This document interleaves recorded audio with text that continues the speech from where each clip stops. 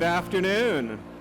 I am Tom Patton from the Ramada by Wyndham Santa Barbara and have the honor this year of being the chair of the South Coast Santa Barbara Chamber of Commerce. On behalf of the Board of Directors, I would like to thank you all for being here today for our 2026 State of the City, stretching from Goleta to Carpinteria. The Chamber is proud to present today's event. We're connecting business to government, which remains a key part of the Chamber's mission. And we are pleased to present today's program in partnership with all three cities. This afternoon, you will hear from Goleta Mayor Paula Perotti and City Manager Robert Nesbitt, Carpinteria Mayor Natalie Alarcon, City Manager Michael Ramirez, and Santa Barbara Mayor Randy Rouse and City Administrator Kelly McAtoo. Thank you again for joining us, and it is now my pleasure to introduce our President and CEO, Kristen Miller.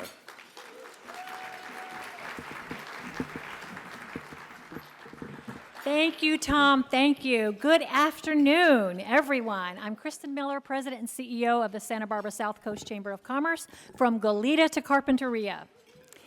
I am delighted to be here with all of you today to hear important updates from our city leaders, joining us from all three cities on the South Coast. Events like today's State of the City would not be possible without the support of our sponsors. As business and government comes together, these are the businesses that are at the forefront. Please help me thank this premier group of businesses. Our title sponsors for today are American Indian Health and Services, Cottage Health, Cox Communications, Hilton Santa Barbara, Montecito Bank and Trust, Royal Restoration, and UCLA Health. Now, amazing list of our top sponsors. Our corporate sponsors are also amazing, and that is Airbnb, Community West Bank, Courtyard by Marriott, Residence Inn by Marriott, Signature Aviation, and Sutter Health. Show them some love. But there's more: Agilent Technologies, Appfolio, Atlantic Aviation, Brownstein, Chevron, Ed Hat, Google, KEYT News Channel 31211, LinkedIn, Marburg Industries, Nicholson & Schwartz, and NewsHawk.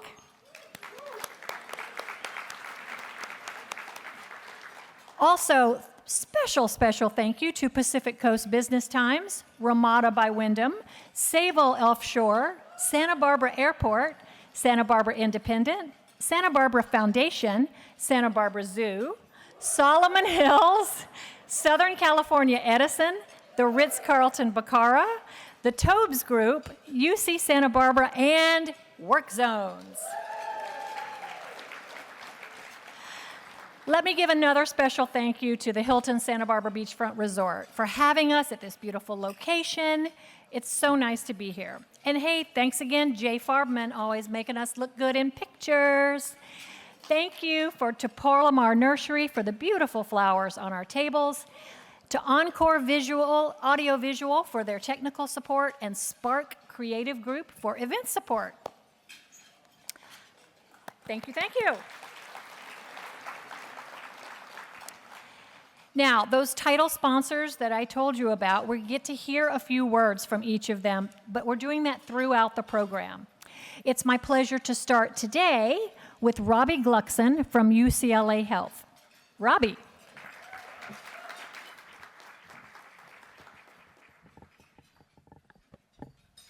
Thank you so much, Kristen. Welcome, esteemed guests, speakers, and attendees. Thank you, first of all, to the Santa Barbara South Coast Chamber for everything you do for all of us day in and day out. It's my honor to speak before all of you today. We are proud to be a title sponsor of this important event. First, I'd like to thank my colleagues, stage right, there they are, at table 7. They've done an incredible job, and they've done exemplary work all throughout the past year. For those of you who don't know, in 2019, a mere 7 years ago, during COVID, I would add, or just before COVID, UCLA Health embarked on its quest to expand our community clinic presence here in Santa Barbara County. The collaboration with the Chamber, the City, UCSB, REACH, WEAVE, the American Heart Association, the American Cancer Society, the Breast Cancer Resource Center, Grateful Hearts, LinkedIn, Rooted in Santa Barbara, and so many other businesses and nonprofits has been nothing short of remarkable for me and for UCLA Health. These partnerships are what allow us to truly integrate into the community and respond to the local needs of the community. We have been incredibly busy expanding UCLA Health community clinic service offerings, and I thought I'd start by sharing you a quick snapshot, because we only can do 3 slides. Thanks, Chamber. I could have had 37, but I limited it to 3. I listened to Kristen and her team. Here's a list of what we have. And yes, we are adding more specialty services in order to meet the growing needs of the community. Today, UCLA Health clinics in downtown Santa Barbara, Goleta, and Montecito serve thousands of patients each month, helping residents receive high-quality care close to home without having to travel to LA. As the Central Coast continues to grow, so does the need for accessible health care. Our goal is simple: make it easier for people who live and work here to get the care they need when they need it. We're particularly proud of our ongoing collaboration with UCSB. Gauchos, please. Okay. Which includes educating pre-med students, working with their athletic department, student health, the Alumni Association, I See You, and much, much more. Go Gauchos, go Bruins. We are also very, very proud to be a local employer. Whoops, sorry about that. Let me go back. To be a local employer with hundreds of physicians, nurses, and staff living and working right here in the community. In addition to providing care, UCLA Health is committed to being a long-term partner in health, well-being, economic vitality, and I would also say workforce development in this community right here at home. Today, we are now a force of 40,000 employees dedicated to the health and wellness of our patients, and despite unprecedented challenges you may read about in healthcare, the 4 pillars of our mission stay the same: clinical care, education, research, and my favorite, community engagement. And also, of course, we have an incredible array of clinical trials. At UCLA Health, we are committed not just to providing care, but to being a long-term partner in Greater Santa Barbara. To us, community is everything. And here's the slide that shows just 3 pictures. I think I had 3,000 when I started. We are proud to be a big part of this community. We're proud to be part of Santa Barbara, Goleta, and Montecito, and we look forward to continue to serve this community for many, many years to come. Thank you.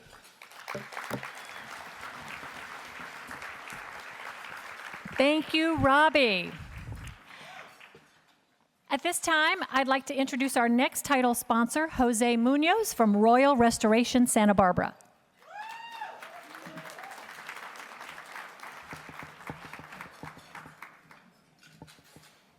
Good afternoon, everyone. My name is Jose Munoz, and I'm proud to be here today on behalf of Royal Restoration. First, I want to say thank you to the Santa Barbara South Coast Chambers for bringing together leaders, business owners, and community partners from across Goleta, Santa Barbara, and Carpinteria. Events like this matter because they give us a chance to look back where our region is heading and talk honestly about what it will take to keep our community strong. For me, this is personal. I was born and raised here in Santa Barbara, so when I speak about this community, I'm not speaking as someone looking from the outside, but I'm speaking as someone who grew up here, who's built a business here, and who truly cares about what kind of future we leave behind. At Royal Restoration, our work is centered around helping people recover, rebuild, and protect what matters the most: their homes, their businesses, and the places that make up the fabric of the community. But beyond the work itself, our goal has always been bigger than that. We want to continue being a positive force here for the South Coast. That means continuing to give back through donations, community service, and support for the youth. It means investing in the next generation because strong communities are built not only by taking care of buildings, but by also taking care of the people. We believe young people here should grow up feeling supported, encouraged, and proud of where they come from, just like I was. And at the same time, if we're being honest about the state of the community, one of the biggest challenges facing local businesses today is housing. Many of us still cannot find good employees. Many of us, could still find great employees, but the problem is keeping them here. Too often we bring in talented, hardworking people, and once they understand the true cost of living in the South Coast, they are forced to look elsewhere. That creates pressure not only on families, but local businesses are already dealing with inflation, interest rates, tariffs, rising cost of goods, and the normal cost of operations as well. So when we talk about the future of this region, I believe we need to talk about more than growth. We have to talk about who gets to stay here, who gets to build a life here, and how we make sure that the people who serve this community can also afford to be a part of it. I'm proud to be from Santa Barbara, I'm proud to do business here, and I'm proud that our company continues to look for ways to make a positive impact, not only through the services that we provide, but through the way that we show up for our community. Because the true state of the city is not measured only by what we build, but by whether the people who grow up here, work here, and give back here could still afford to be a part of its future. Thank you again to the Chamber, to the leaders in this room, and to everyone working to shape the stronger South Coast for the next generation. Thank you.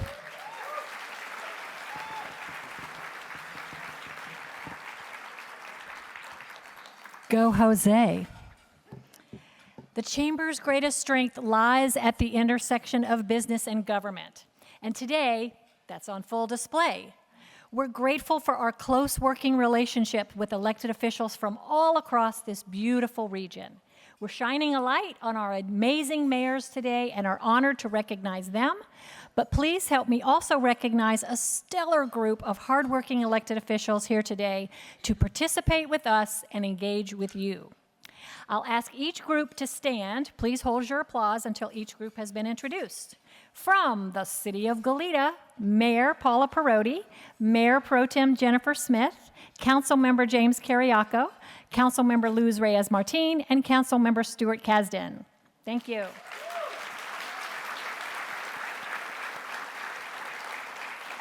From the City of Santa Barbara, Mayor Randy Rouse, Councilmember Mike Jordan, and Councilmember Oscar Gutierrez.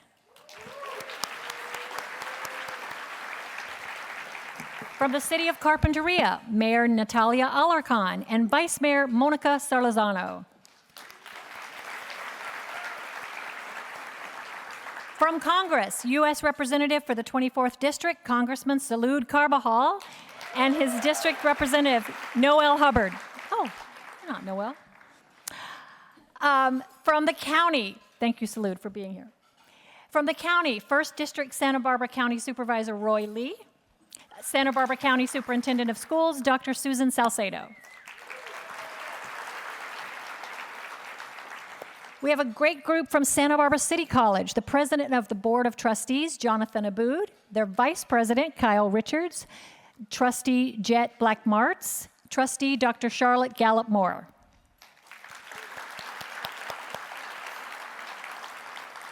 From the Isla Vista Community Services District, President Spencer Brandt.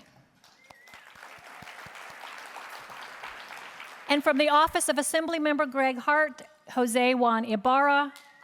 Office of Senate President Pro Tem Monique Lamone, we have Jordy Scully Taylor, Policy Consultant, and District Representative Ian Bauke. That's a lot, and thank you so much. This is a great day for all of us to work together and be together.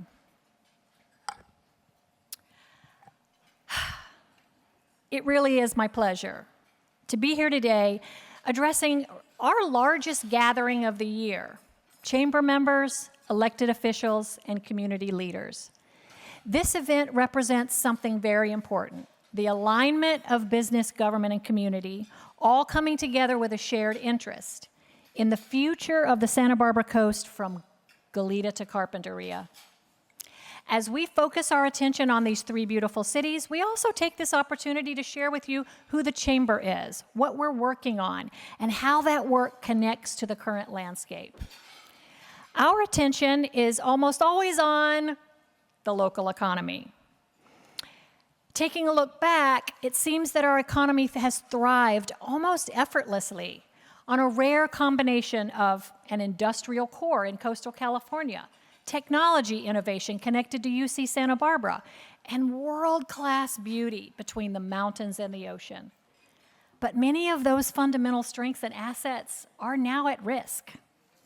Adequate and affordable housing, thriving downtowns, good-paying jobs, local shopping options, and growth opportunities for the next generation are no longer guaranteed. The beauty of our region and the quality of our people has not changed, but the economy is uncertain.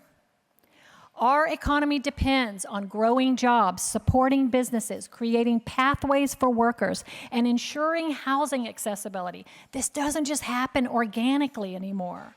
Economic vitality today requires public-private partnerships. It requires investment, and it requires leadership.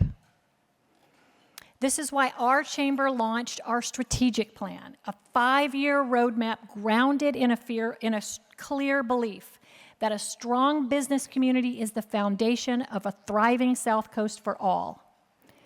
Our strategic plan positions the chamber to serve as the central convener and trusted hub for regional economic vitality, bringing together business, government, and education to move from ideas to execution. This 5-year plan focuses on 5 strategies. 3 shape our region. Elevating understanding of the business community's impact. Supporting leaders who prioritize economic vitality. And cutting through red tape to make life easier for both businesses and residents. 2 of our strategies build the capacity to get that done. Establishing an economic development foundation and growing our membership, events, and visitor services. One of the most exciting and immediate outcomes of our strategic plan is the formation of the Santa Barbara South Coast Economic Development Foundation. This is a 501c3 connected to but distinct from the chamber. And through the foundation, we can attract grant funding and philanthropic investment. We can launch more workforce and economic mobility programs. We can build formal public-private partnerships with all 3 cities, the county, and our education partners. We can support regional initiatives that benefit the entire business ecosystem. The new foundation provides a structure for long-term economic growth and scaling initiatives like Techtopia and our workforce pipeline programs. This is the evolution of advocacy to economic development implementation, and it works. It works better if we tell the story. We are launching a new way of communicating our story to remind each other that we are all connected. Business success is connected to quality of life. Jobs and housing are connected to upward mobility and philanthropy. And the visitor experience enhances all of our quality of life. Our storytelling initiative highlights local businesses and the real impact you have across the South Coast, helping to reinforce a simple but important idea. Business is community. We're also deepening our role as a bridge between business and government. Our plan prioritizes stronger and more consistent engagement with our city and county partners, formalizing those partnerships to deliver focused programs and the resulting economic vitality. Priority 1 in all of that, providing local data and advancing data-driven policy solutions at all levels of government. We're building a coordinated workforce pipeline, connecting students and job seekers to local employers with open positions through mentorships, internships, and career inspiration that closes the gaps between quality jobs and local awareness of those career opportunities that have growth potential. We're advancing housing solutions through initiatives like the Road Home, supporting projects and policies that expand attainable housing. Our employer-sponsored housing consortium program is ready to go. All we need is new housing projects to connect to our employers. We're strengthening the tourism economy, ensuring that through our visitor services programs, visitors continue to generate meaningful economic impact for local businesses and our communities. And no one likes red tape, not business, but not government, and not residents. We are now taking a focused, data-driven approach to a big problem, permitting and regulatory process reform. And you know what? Believe me, we're doing this together. Each of our government partners are enthusiastic about working together to bring down the beast of regulatory conflicts. Policies designed decades ago to protect us are now hurting us, and the time has come to make meaningful change. Learning curve on some of this is a little steep. The hardest thing to do is change your mind. Our local mindset has some fear. Fear of business, fear of growth, honestly, fear of streamlining. These will be hard to overcome. But we are ready, and we don't need outsiders to design our future. We live here. We work here. We raise our families here. We know this community, and we are the stewards of our future. Economic development isn't just a strategy. It's our moral imperative. When we get this right, we don't just improve numbers on the chart, we change lives. We're shaping our community for the future. And when we open doors for students, especially those long underserved, we build connections that fuel long-term economic prosperity for all. We have strong partnerships across this region, as demonstrated by the people in this room today. We have a clear vision for the future, and now all we need is all of you to help us tell this story, the story of a vibrant community with courage and camaraderie to create the future we know we can be. Together, we can shape what happens here, and that work, our shared work, is worth doing, and it's worth doing together. Thank you.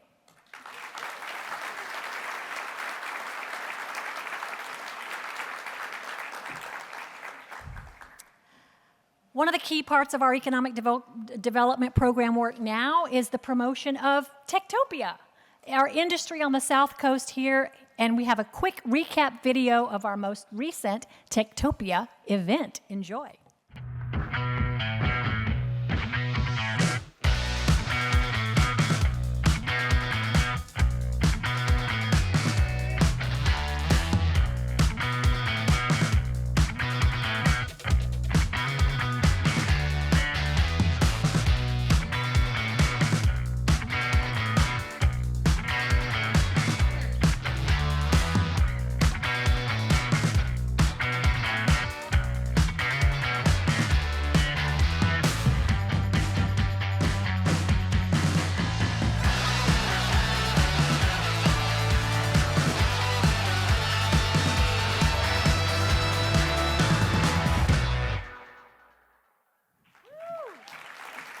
That's cool, right? You were there. Thank you to our business partners across the South Coast who work with the Chamber for years to promote our region as Techtopia, from Goleta to Carpinteria. Okay, now, to kick off the next part of our program and introduce our first mayor presentation, I get to welcome our longstanding title sponsor, Janet Garufas from Montecito Bank and Trust. Come on up, Janet.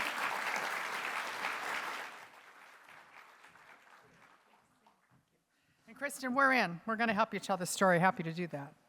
Count on us.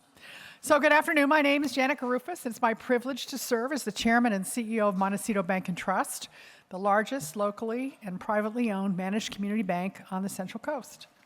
We're proud to continue our longstanding support as the title sponsor of the State of the City's event, and I appreciate this opportunity to share a little bit about Montecito Bank and Trust and to recognize and thank the team representing the bank here this afternoon. They're all sitting over here at table 3, so just, wave to everybody and say hi.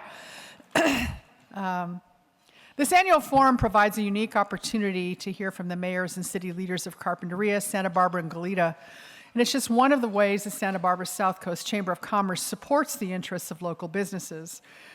Thanks to you, Kristen, your dedicated team of professionals, and to the Chamber Board for your commitment to fulfilling one of the most important roles of a local chamber, advocating for their business community. I think you just heard Kristen advocating really well. Yeah. Our chamber continues to be the voice of business in our region, and now we are all here to support our chamber so they can support us. We really do need to lock arms on this. A bit about Montecito Bank and Trust.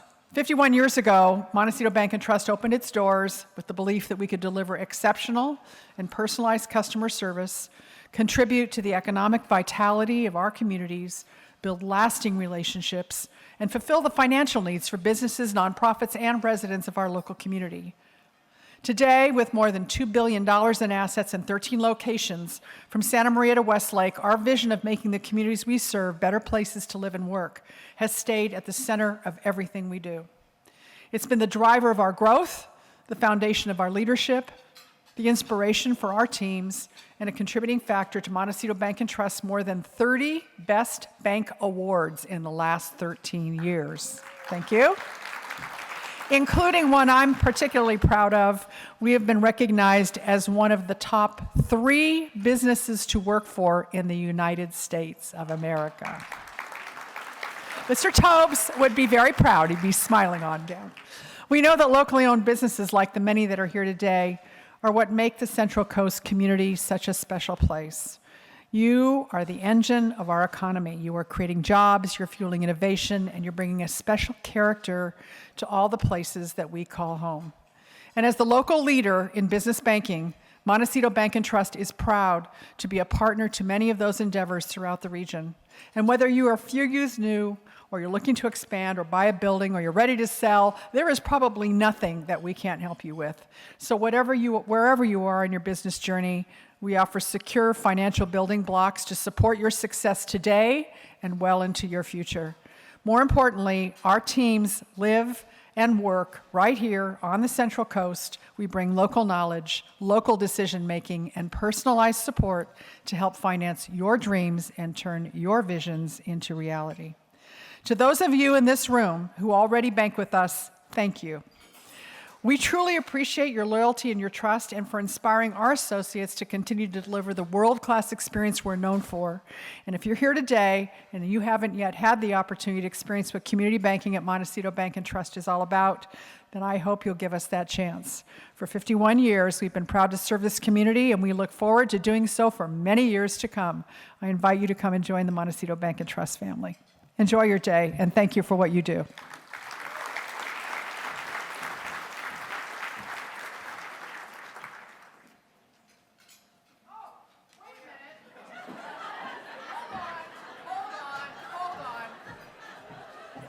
This is a guy who really needs no introduction, but he needs a little more than what I was just going to do. Please welcome our mayor, Randy Rouse, the mayor of Santa Barbara.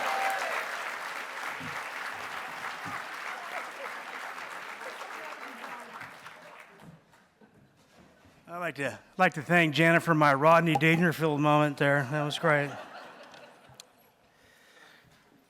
Okay, and also, forgive my low-tech approach here. Apparently 7 minutes ago was a little beyond the deadline to feed this into the teleprompter, so we'll see how we do here. So I'd like to thank the South Coast Chamber for bringing us all together from the world of business, professional services, education, our arts and culture communities. I'll be talking about how the city is focusing on the elements of reliability, safety, and process efficiencies to help businesses thrive and maintain viability. These are all works in progress with a common theme of saying yes to business. Isn't that right, Ms. McAdoo? Yeah, that's right. That's what we're doing. Our central business district is still shaking off some of the effects of the pandemic, but we have many, many enterprises that are establishing the core of new vitality in the downtown. The world-renowned Santa Barbara International Film Festival is now centered at the 900 block with a greatly upgraded fiveplex theater, and across the street, the Music Academy of the West is bringing education and performance to the neighborhood. That includes our newly renovated Central Library, Michael Tobes Plaza, which is all adjacent to the Art Museum and the Granada Theater. So that is our new cultural district. Not our new cultural district, but a very enhanced one. As well as that, the Libero Theater is kicking off a major event center at the rear of the theater, making the downtown hub a hub of culture and entertainment. And the downtown farmers market is bigger and better than ever on both Tuesday evenings and Saturday mornings. And we just got the grant for the Bloomberg Asphalt Art Project, which will turn the pavement on the corner of Carrillo and State into a massive community arts project. We're also seeing a powerful new partnerships take root. UCSB's growing presence in the downtown, along with activations from the Music Academy of the West, is expanding educational and artistic opportunities in the core of our city. These collaborations reinforce a downtown that thrives on innovation, learning, and shared experiences, exactly what a modern civic center should be. Now, the newly formed DSBIA has taken on the role of sidewalk maintenance and general cleaning to make this area clean, safe, and welcoming. This daily attention to detail is bringing positive results and enhanced foot traffic to the downtown core. Let's take a walk down to the waterfront. And the Santa Barbara waterfront and harbor are not only incredible points of beauty and interest, but a hub of industry as a working harbor with a robust commercial fishery and innovation as the birthplace of much of the deepwater commercial diving technology we know of today. The Deepwater Monument at the harbor celebrates our undersea pioneers. Houston has its astronauts. We had the deep sea divers. We went where no man had been before. We just kind of went the other direction. Public attractions of the waterfront include the Parade of Lights, the Harbor and Seafood Festival, Saturday Fish Market, and colorful boat racing events. These are huge public draws and invite a day spent at our waterfront. In addition, some of our finest dining and shopping experiences are also down in the waterfront district. But our working harbor status is more than just a term. We've expanded our safe mooring field and enhanced onshore marine services. The oceanfront is susceptible to the changing environment, but waterfront and staff has been quick to respond to wave and king tide damage. And a shout out to our Congressman, Lou Carville. See, I told you I'd mention you. And his support for obtaining the FEMA funds necessary to our recovery. And our brand new firefighting power catamaran is to deliver state-of-the-art firefighting and prevention to our harbor's physical assets. Another one of our enterprise zones, in the news quite a bit these days, is our airport. Santa Barbara Airport has enjoyed yet another record year with 1.5 million passengers in plane in 2025, moving more visitors with less impact, with newer and larger quieter fleets of plane and less ground travel to LAX. This progress, aligns with the collaborative efforts of the Airport Noise Working Group, which has supported with meeting throughout the year to support the changes that reduce the community noise impacts. Hub airports like Santa Barbara require connectivity for success, and along with the routes by Southwest and Delta, United just returned its direct flight to Chicago O'Hare a couple of days ago, and there's a new route to San Diego coming up, opening up some simple one-stop access to national and international markets this spring. And the long-awaited airport master plan, the Terminal Improvement Project, is moving along nicely to enhance the traveling customer experience and help Santa Barbara satisfy ongoing vacation and business traveler demand. And we're also investing in storm-resilient measures at the airport to withstand the weather events and improve reliability and customer service during storm-related issues, which would be much shorter airport closures or maybe none at all in the future. Okay, let's move over to the 101. We've had progress. If you've been around town for a few decades, you know this has been a long time coming. But so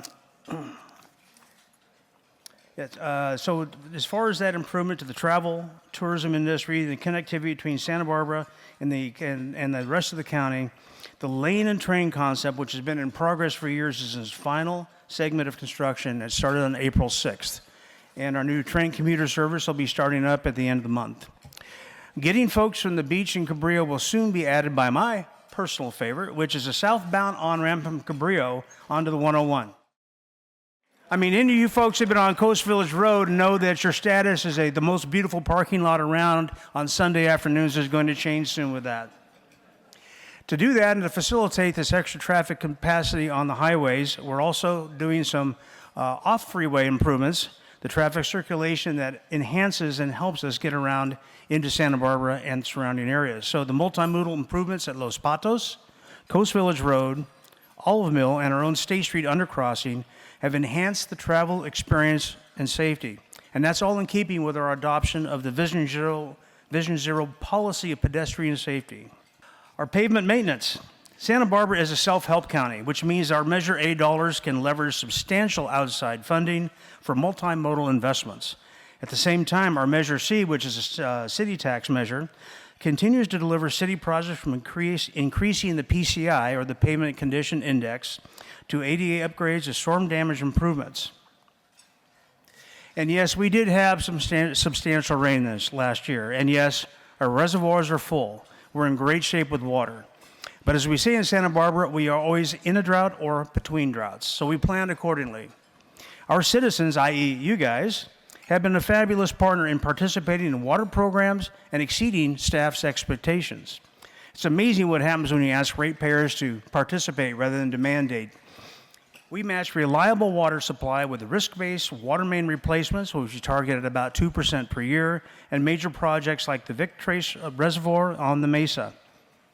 So why are our water bills still so stinking high after these big rains? Well, simply put, it's because we have a lot of critical infrastructure to maintain.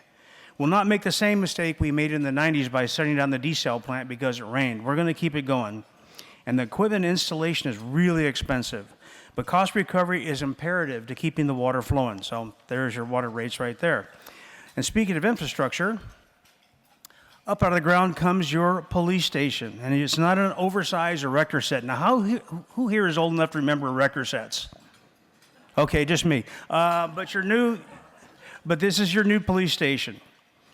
It's long planned and planned for and discussed state-of-the-art police station is financed by the voter-approved Measure C. It's in the center of downtown. It scales nicely with the surrounding architecture and is still convenient to the courthouse. This consolidated headquarters with centralized dispatch, evidence, training, and secure parking is a big win for public safety. And your police department, our police department, wrote the book on community policing. It includes embedded social workers, proactive contacts, and emphasis on community collaboration and communication.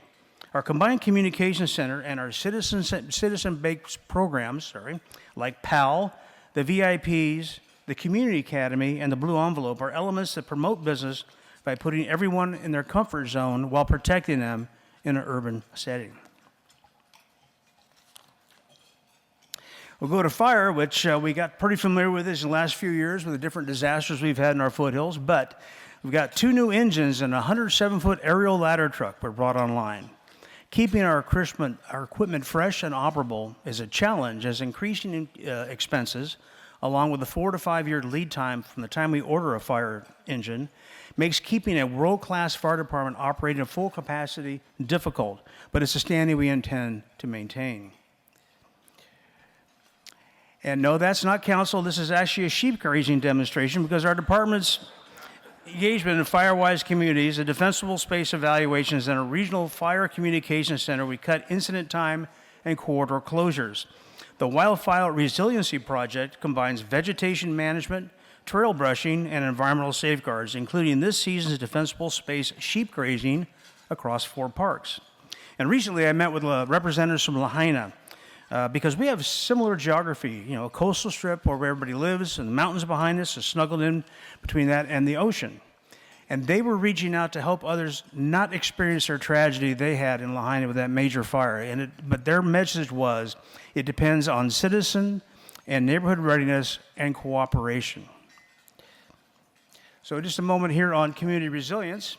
Across departments, we're advancing, clean energy and adaptation with waterfront solar, EV fast chargers at the Ortega Garage, Santa Barbara clean energy programs, neighborhood cleanups, and the waterfront adaptation plan, and the achievement of B-Cycle's 2 million miles with those little bicycles you see on State Street that people can rent out. These are small, constant, practical steps that allow us all to participate in climate action.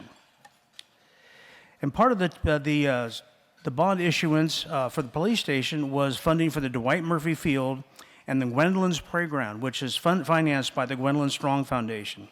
This will be an all-abilities destination, providing a shining example of accessibility for a public playground. And our library, including the Michael Tobes Program Plaza, is an amazing community space, highlighted by the upgraded Faulkner Gallery audio visual to enhance public meetings and language access. We just cut the ribbon on our second library on-the-go van and extended services to seniors and neighbors who have impediments to travel. So I'd like to thank the Chamber, in particular Kristen Miller and staff, for putting this event together. And thank you to the business community for your partnership and, from time to time, your patience with your city. Getting you in business and providing the amenities to keep you there is our highest priority. And now we're going to close out with a video.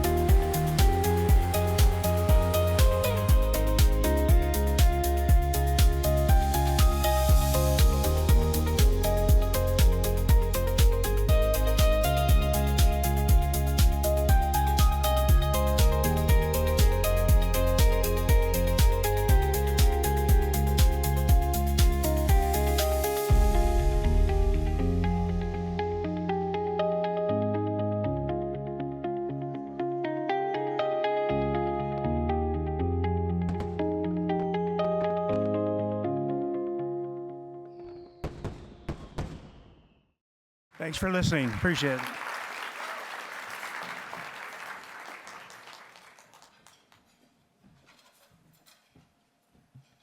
Thank you, Mayor Rouse. A couple of things that you said that I didn't think we were going to be talking about today was sheep grazing and erector sets. So thanks for keeping it real.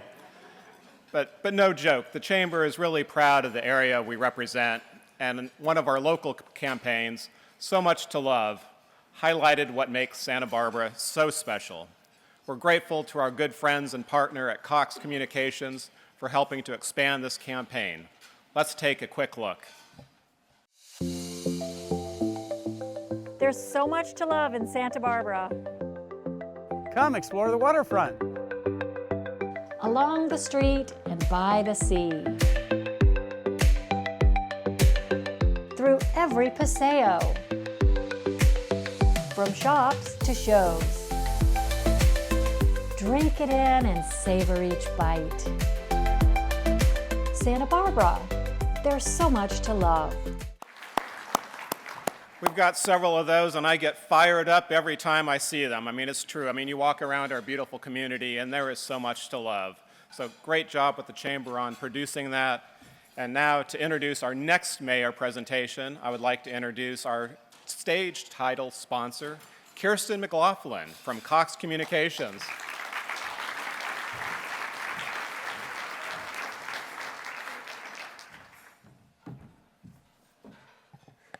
Thank you, Tom. Welcome, everyone. It's so good to see you all. I'm Kirsten McLaughlin, my Market Vice President for Cox Communications and a proud Chamber Board member. I am thrilled to be here today. This event is always such a powerful reminder of what's possible when government and business connect with purpose to ensure our community thrives. Behind every great event is a team who makes it happen. Thank you to Kristen and the incredible Chamber team for bringing this event to life. Let's give them a round of applause.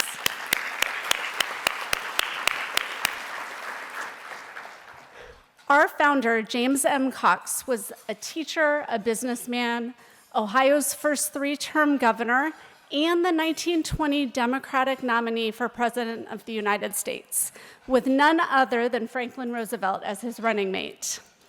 Governor Cox believed deeply in the power of community and the importance of investing in the communities his company served. Those values continue to guide us today. At Cox, connection isn't just what we provide, it is who we are. Being part of the fabric of Santa Barbara's economy for decades, with strong, reliable connectivity, which is the foundation of everything we do. I look around this room and see so many valued business, residential, and government customers. Thank you for choosing Cox. We understand that our network technology and services are more essential than ever, and we don't take that responsibility lightly. As the world evolves, we're doubling down on technology advancements. Cox remains a leader in video, data, and now Cox Mobile, investing in our resilient fiber-based network that keeps our customers connected. And we're also at the forefront of new technology. Our Cox business team recently co-authored the AI Business Playbook. You can scan the QR code here. The playbook was written with best-selling author Gene Marks, New York Times best-selling author Gene Marks.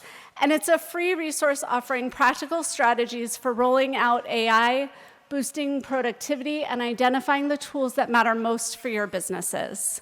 You can scan the code and download it today. And within our Cox Enterprises family of businesses, services like OpenGov and their suite of tools and offerings are leveraging new technologies to help local governments operate more efficiently and effectively. As a family-owned and operated company for more than 125 years, our investment goes beyond infrastructure. This year marks 30 years of Cox Charities, our employee-funded giving program that reinvests 100% of employee donations back into our communities.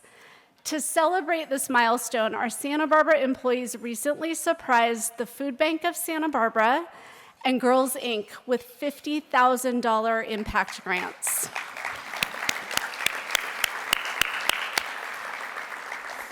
That's $100,000 invested right back into the community from our employees. It was incredible. All of us at Cox are proud to live and work here on the Santa Barbara South Coast. Thank you for trusting us with your communications and connectivity needs, and for enabling us to be a part of this amazing work that you all do every day to make the Santa Barbara South Coast an incredible place to live, work, and play. And now it's my pleasure to introduce City of Goleta Mayor Paula Perotti. And as she works her way up here, let me tell you a little bit about her. We are so fortunate to have our campus in Goleta, and we love being a part of the City of Goleta. Mayor Perotti has been on the City Council since 2010, where she was selected by her council peers to serve 3 one-year terms as mayor. But more importantly, Once the city transitioned to mayoral elections in 2018, Mayor Perotti has been elected as mayor 3 times in 2018, 2020, and 2024. So please join me in welcoming Mayor Paula Perotti to the stage.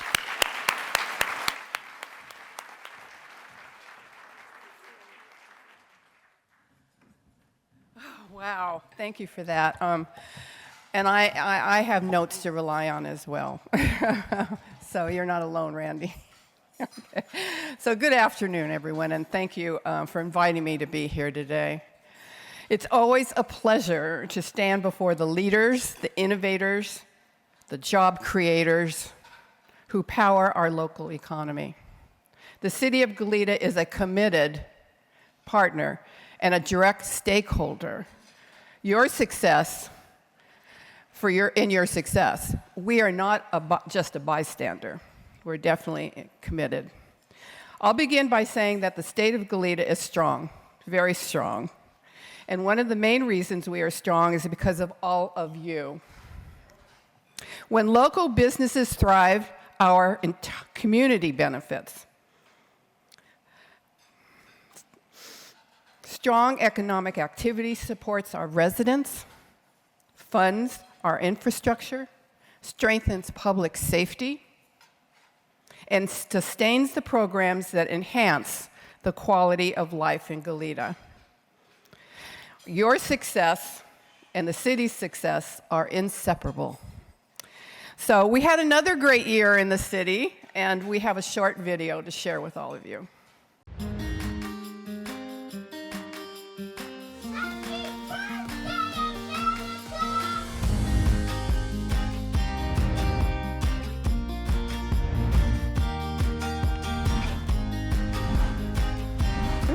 Welcome to Goleta's first ever 4th of July drone show right here at the Dos Pueblos High School Stadium. This is the most beautiful thing I've ever seen in my life.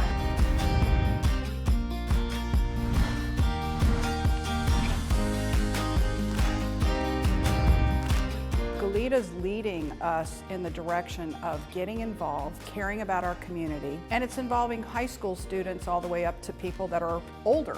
We love the Goleta Valley Library!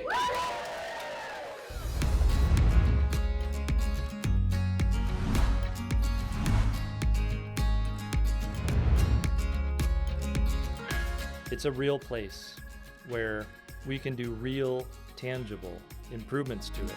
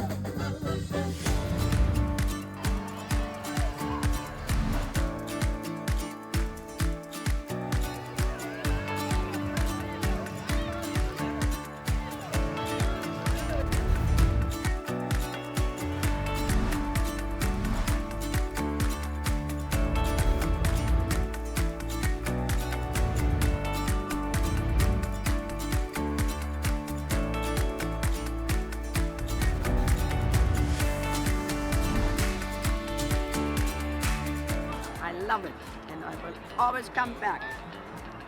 And she's not that old.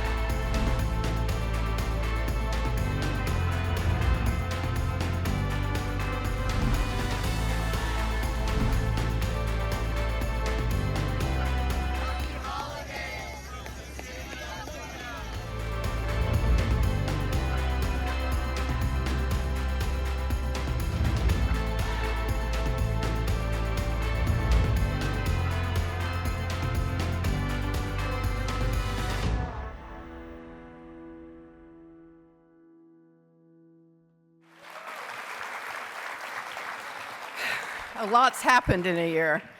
So today I want to briefly touch on 4 areas that you, our business community, consistently tell us are essential to economic vitality: transportation and circulation, housing, public safety, and quality of life, especially services and natural resources.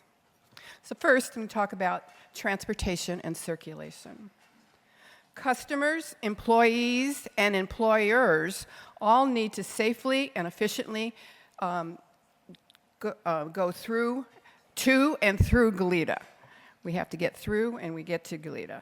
Accessibility matters, convenience matters, traveling safely matters. We've made significant progress by enhancing all forms of circulation.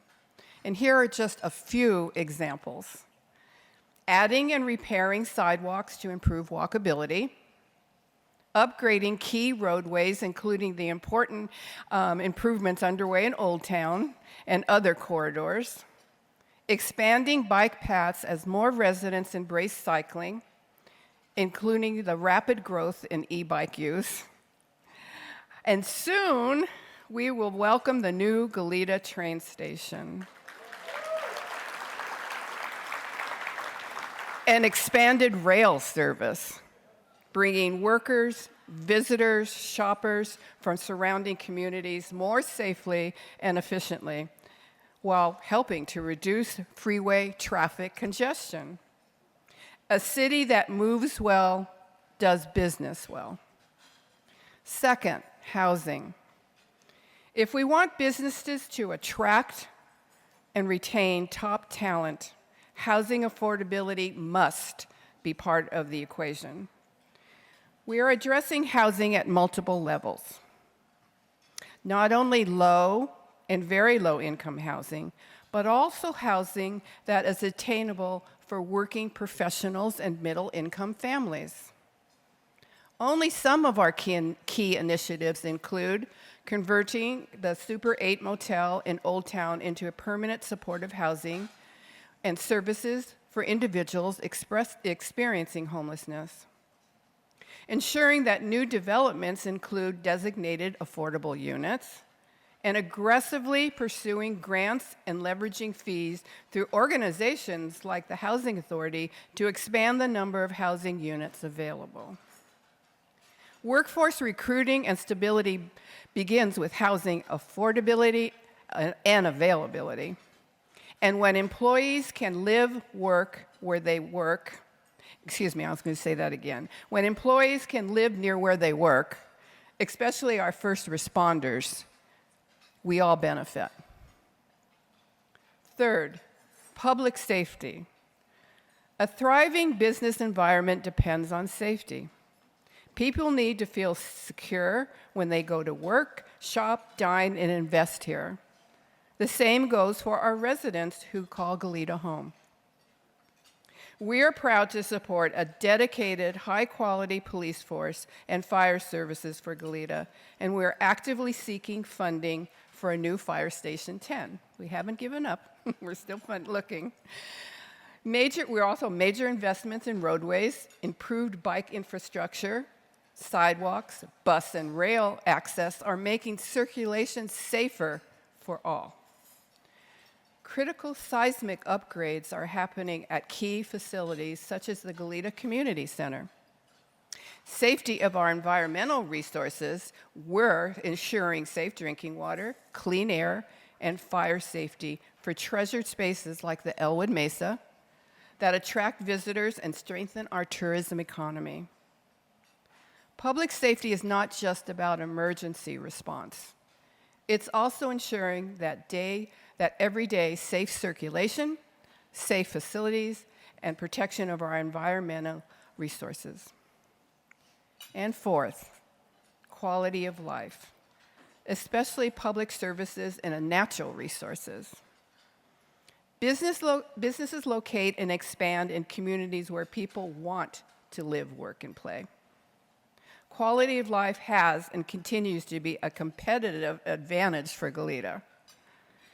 we are investing in a revitalized community center offering expanded programs and activities, ongoing park upgrades throughout the city, such as a master plan for Stowe Grove Park, new pickleball courts, more playground equipment throughout the city, an updated ADA-compliant library that serves as a vibrant hub for residents of all ages, new childcare funding initiatives that support working families and strengthen our workforce, and continued stewardship and planning for the Elwood Mesa, a jewel in our backyard. All the actions I mentioned are only some of the examples of investments in our community. They are not luxuries. They are a key part of our shared economic strategy. Communities that prioritizes transportation and circulation, housing, public safety, and quality of life consistently outperform those that do not. Metaphorically speaking, as public servants, our role is to prepare the ground. We fertilize, we weed, and water Goleta's little acre, so that when you invest your businesses, your innovation, your risk-taking, what you plant will grow and flourish. So I'm here to say that we're proud of our continued partnership with you. Together, we're building a city where families thrive, business succeed, and opportunity continues to expand. So thank you all for your leadership, your investment, and your commitment to Goleta's future. And I look forward to excuse me, I always get so nervous up here. You know, I don't know what it is. Maybe all of you looking at me. I look forward to continuing this important work side by side with all of you. Thank you so much.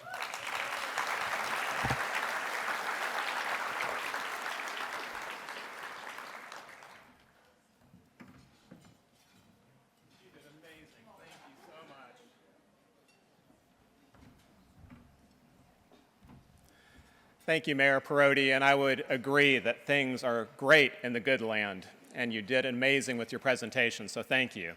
To introduce our next mayor presentation, I would like to welcome to the stage title sponsor, Scott Wester from Cottage Health.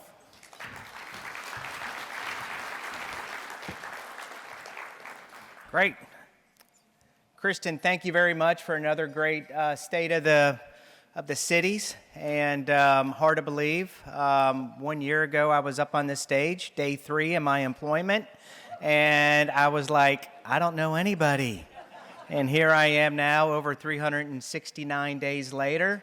I can say I am so proud to be part of this amazing community, and of course, for me to be so fortunate working so closely with my colleagues at Cottage Health.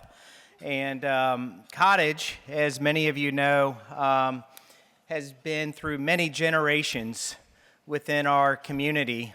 And yes, Grover Cleveland was president at that time in 1888, in which 50 women in this community said it was time for us to build a hospital. And 3 years later, Cottage Health was born. And here we now look 135 years later, still going exceptionally strong. That's the kind of staying power that doesn't happen by accident.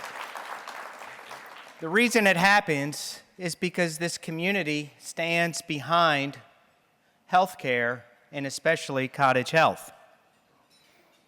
So here you can see we have grown from a cottage to many cottages across the 3 counties that we're privileged to serve.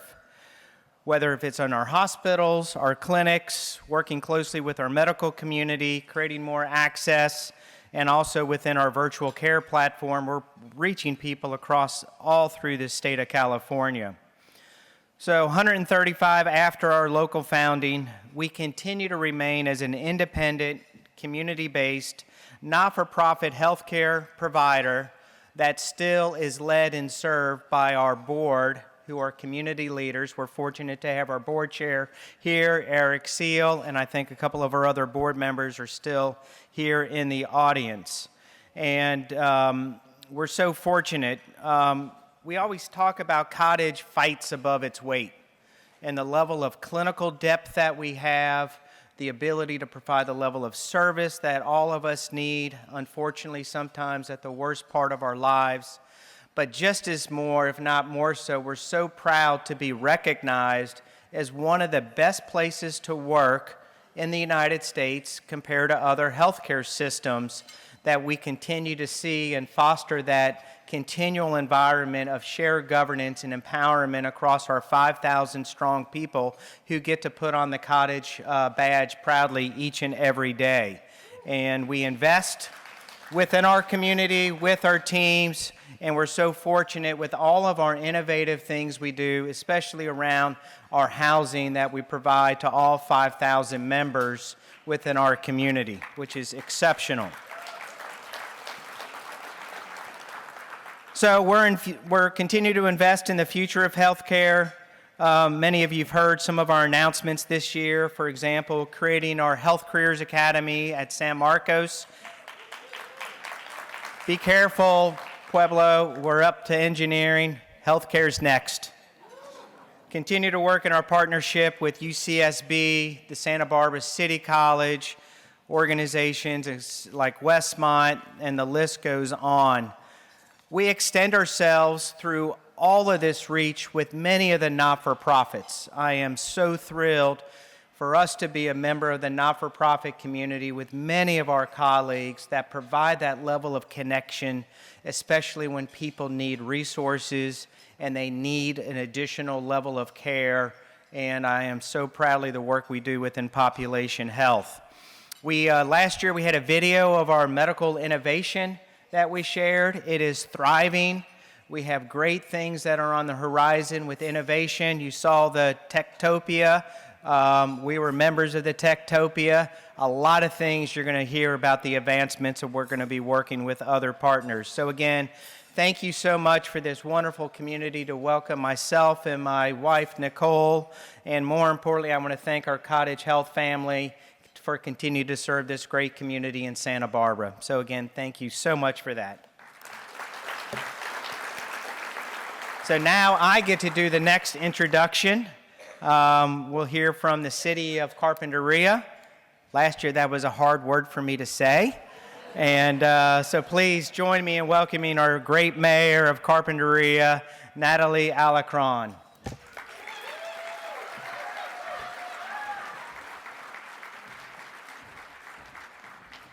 Hello, good afternoon, everyone.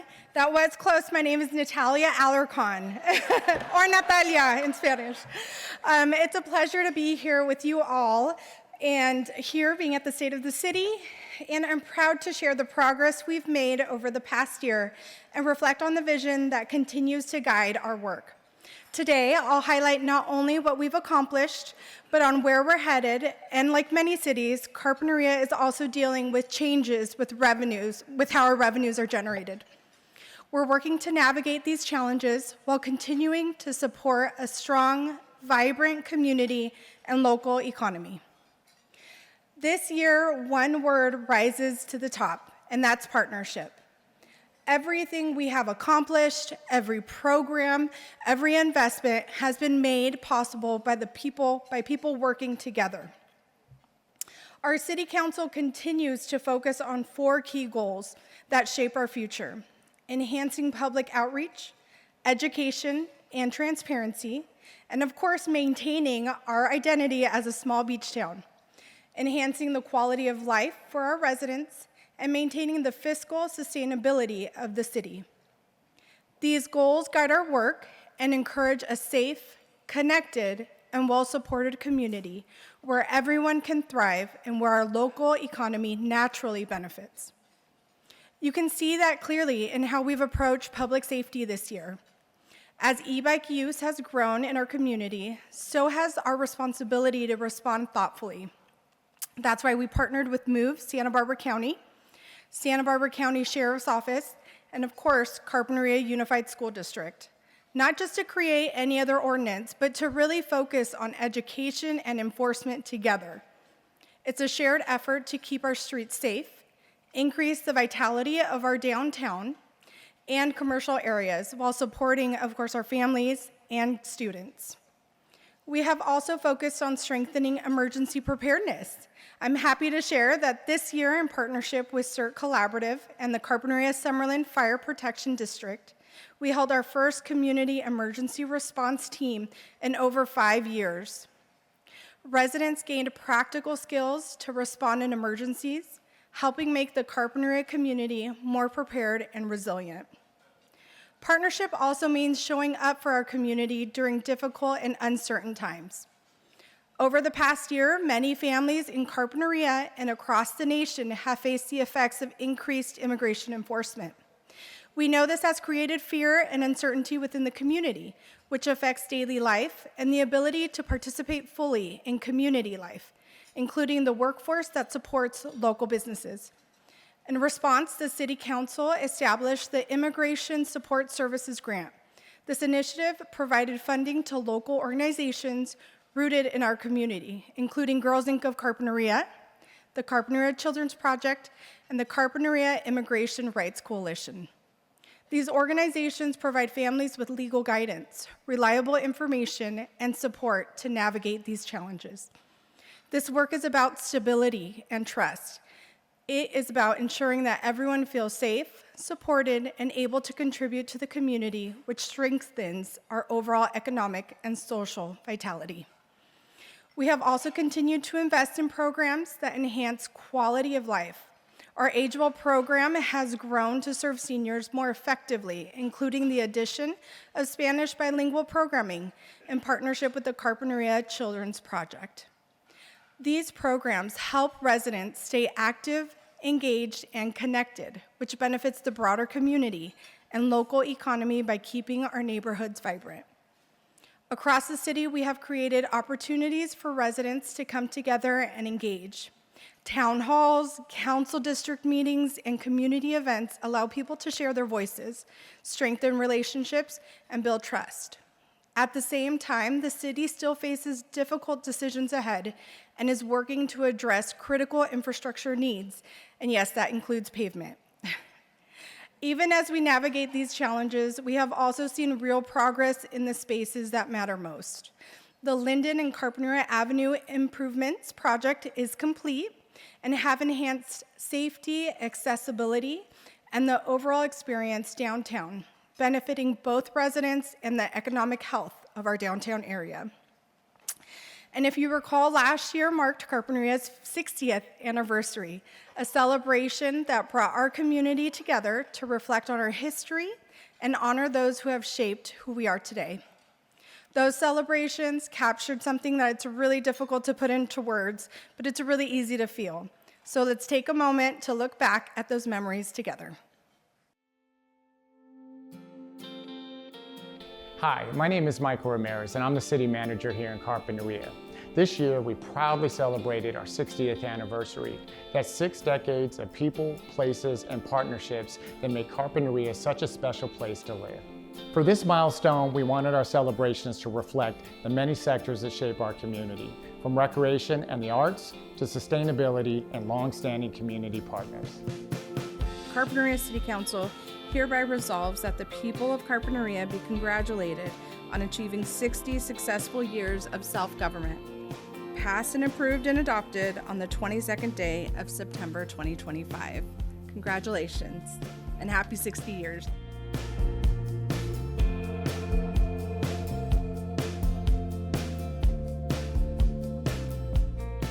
We kicked things off with the Carpinteria Valley Museum of History, a nonprofit that preserves the stories and heritage of our region. Their work reminds us why our shared history matters. Hi, I'm Jamie Yar, Executive Director and Curator of the Carpinteria Valley Historical Society and the Carpinteria Valley Museum of History. And I'm Frank Crow, Vice President. We are the longest standing museum in Carpinteria. What I love about the museum's displays and the collection that we have is that there is something for everyone. Showing people through the museum is fun because there is so much stuff that they don't know about. They go, that's a surprise. We are a free local history museum here in the core of Carpinteria, so come and see us.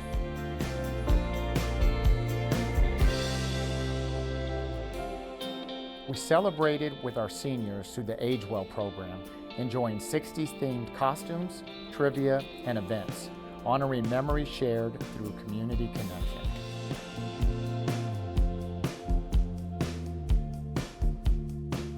Our iconic coastline was highlighted through a beach cleanup where our aquatics team partnered with Tidy Seas to keep our shores clean and beautiful.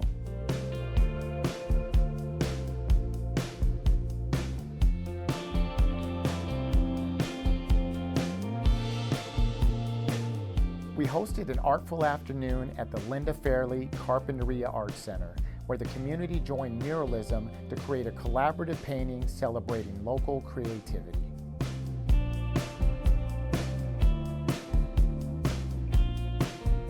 My name is Ernie Merlin. I am the Executive Director of Muralism. We paint murals all over Southern California, and all of our employees have some sort of a disability. Today, we're here with the Carpinteria Art Center, and we're doing a small mural that represents the 60th anniversary of Carpinteria. And today, all of the residents of Carpinteria are going to get to come and put their handprints on a mural. We honored Hispanic Heritage Month with Viva Frida at the Carpinteria Community Library, a lively celebration of performances, music, color, and a costume contest that showcased the cultural influences shaping our city.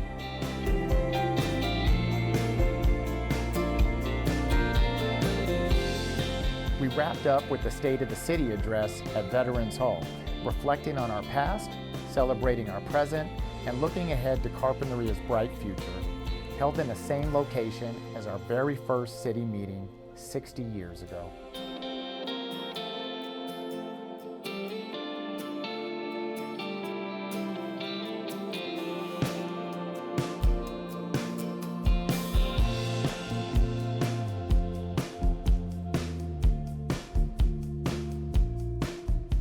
Together, these moments celebrated not just our history, but the heart of who we are. Thank you for commemorating 60 years of Carpinteria with us, and cheers to many more.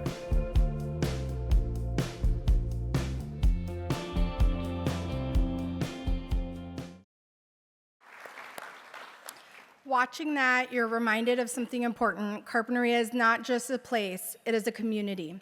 That sense of connection is what makes it a special place to live, visit, and enjoy. As we look ahead, we remain a committed partner to our residents and the organizations that drive Carpinteria's success. We're contributing to strengthen economic vitality, advance responsible growth, improve programs that keep the city safe and accessible, and address critical infrastructure. We're approaching these challenges with transparency, focus, and a commitment to results that benefit both the community and the local economy. The future of Carpinteria is not something that happens to us, it's something we've built together. Thank you all.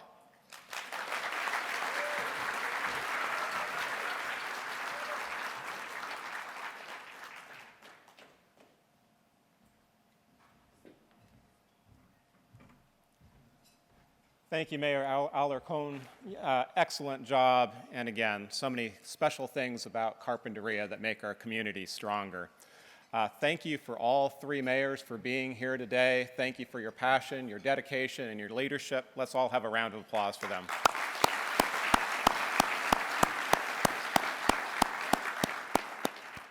Now I'd like to introduce our final title sponsor, Scott Black from American Indian Health Services. Some organizations are built around a mission. At American Indian Health and Services, the mission is our foundation and our culture. For decades, AIH&S has provided healthcare rooted in something deeper than medicine alone. It is grounded in a holistic approach that integrates physical, mental, emotional, and spiritual well-being. Annually, AIH&S serves more than 9,000 patients across nearly 46,000 visits. While our roots are in the Native American community, and that heritage shapes everything we do, Today, a majority of our patients are non-native. We are a clinic for the whole community, grounded in culture, open to all. We are proud to offer care that honors our patients' physical, mental, emotional, and spiritual wellness. That cultural foundation isn't separate from the healthcare. It is the healthcare. Now, AIH&S is building towards something even greater. A new campus, designed to bring every service, every specialty, and every member of this community under one roof. Reduced barriers, better outcomes, and the infrastructure to welcome everyone who walks through the door. This is integrated care, not as a concept, as a place. Medical services, dental services, behavioral health, cultural services. One campus, one community. American Indian Health and Services, rooted in culture, a foundation for the future.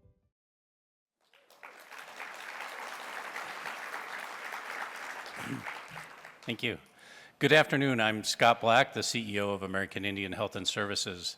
We've been part of the Santa Barbara community for 32 years. We provide health care to 9,188 Santa Barbara community members in 2025. We're excited about our new campus on State Street and Las Positas. Our team has been spending a lot of time thinking carefully and intentionally about our future where all are welcome. Early on, we realized this conversation wasn't just about a building. When we talked with our staff, community members, our board, what people kept coming back to was something deeper. Does this place feel welcoming? Do people feel seen, respected as they walk through the door? We must develop relationships instead of distances. We would like to share a short video. Whoops, sorry, we played our video on the front. At the heart of our work is simple truth. Native health has always been about families, relationships, community, taking care of one another across generations. Long before integrated care, whole person were popular phrases, Native health was already about connection, responsibility, belonging. You can't separate individual well-being from the health of a community around it.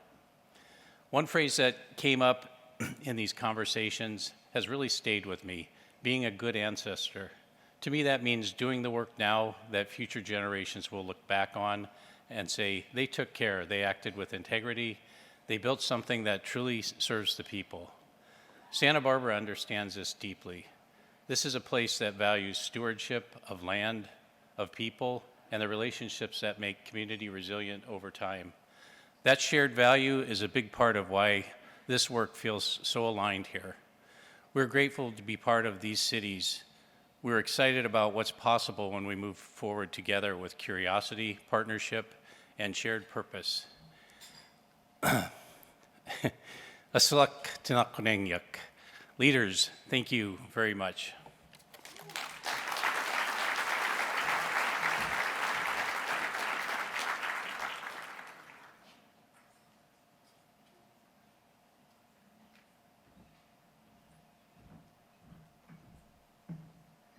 Thank you, Scott. An important part of the Chamber's work is related to visitor services and workforce development, which are subjects near and dear to my heart. Our Hospitality Inspiration campaign has helped promote the hospitality industries to locals who may be interested in inspiring careers that offer upward mobility. We are proud to highlight a variety of businesses through this campaign. And this video features our Chamber-run visitor center. Let's take a look. Santa Barbara's world-class hospitality industry is waiting for you to check into your future. And the possibilities are limitless. You create experiences. You build relationships. You make unforgettable memories for your guests. It's all in a day's work in the hospitality industry. So explore your future career today. Learn more about careers in hospitality through our job fairs and on our website. Visit sbscchamber.com. It's really nice to see our Chamber team in action, welcoming visitors to the South Coast. I would like just to take a second, if the Chamber team is here and not running around somewhere, if you would just stand up so we can acknowledge you briefly, that would be great.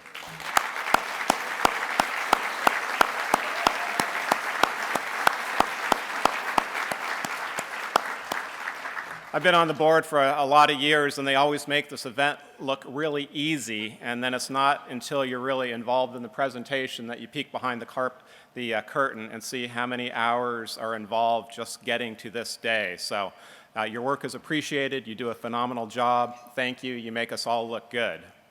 So this is the fun part. Not that the rest of it hasn't been fun, but this is the fun part for me.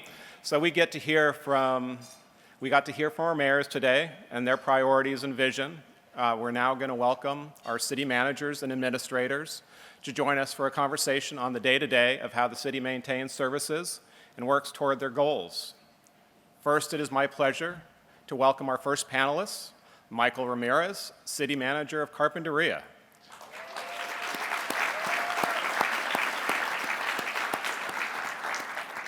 He has over 27 years of public sector experience. Michael has dedicated his career to community service, previously working with the Oxnard Elementary and Hueneme school districts, as well as the cities of Moore Park and Oxnard in parks, rec, and community. Before stepping into his current role, he served as Carpinteria's assistant city manager for 2 years and has now led the city as city manager for the past 2. Michael holds a Master of Public Policy and Administration and a Bachelor of Arts in Sociology, and he remains deeply involved in the community, proudly supporting several nonprofits and volunteer-driven service organizations, including the Rotary Club of Carpinteria. Please join me in welcoming Michael Ramirez to our panel discussion.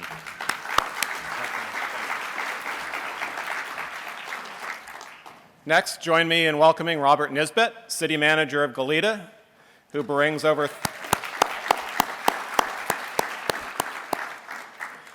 30 years of professional management to the region. Robert's been with the city of Goleta for over 3 years, following an impressive career that includes serving as city manager for Half Moon Bay, assistant general manager for the East Bay Regional Park District, and public works director for the city of Carpinteria.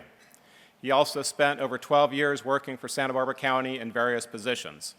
A proud UCSB Gaucho, go Gauchos! Robert has a strong connection to our community and a wealth of knowledge in public administration.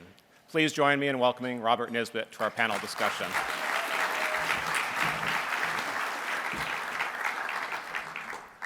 And finally, join me in welcoming Kelly McAdoo.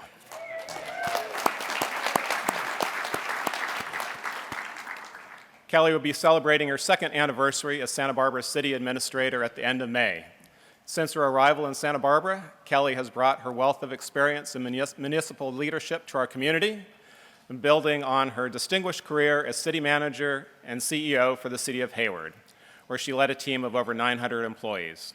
Her background also includes key leadership roles in Palo Alto and Fremont, along with an impressive academic foundation from the University of Kansas and executive training at Harvard Kennedy School. As she continues to guide Santa Barbara's future with strategic vision and fresh perspectives, we are excited to hear her insights today. Please join me in welcoming Kelly McAdoo to our panel discussion.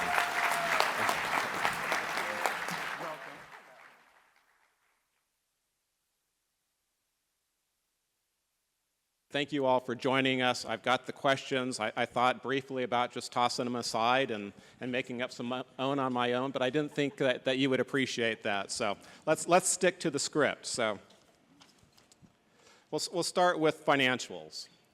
Again, always financials. Last year at this event, we touched on the challenges the cities have faced regarding finances, particularly in the face of uncertainty regarding disruptions at the federal level. As a result, over the past few election cycles, we've seen each of the cities pass new taxes to address revenue.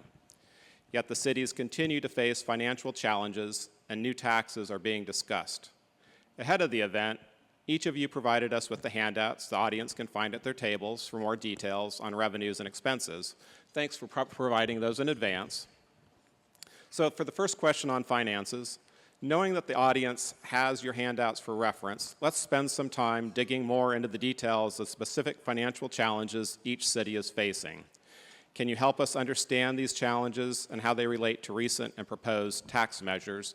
As we move through these questions, we're going to change the order of how you address them, and then if we've got time at the end, if you've thought of anything that you would like to add to the discussion, we'll come back and address those. So Michael, you get the honor of kicking things off on this question. Yeah, so there's a couple things you'll see on the screen. I'm going to go over those in no particular order, but starting off with the structural gap, you've heard that.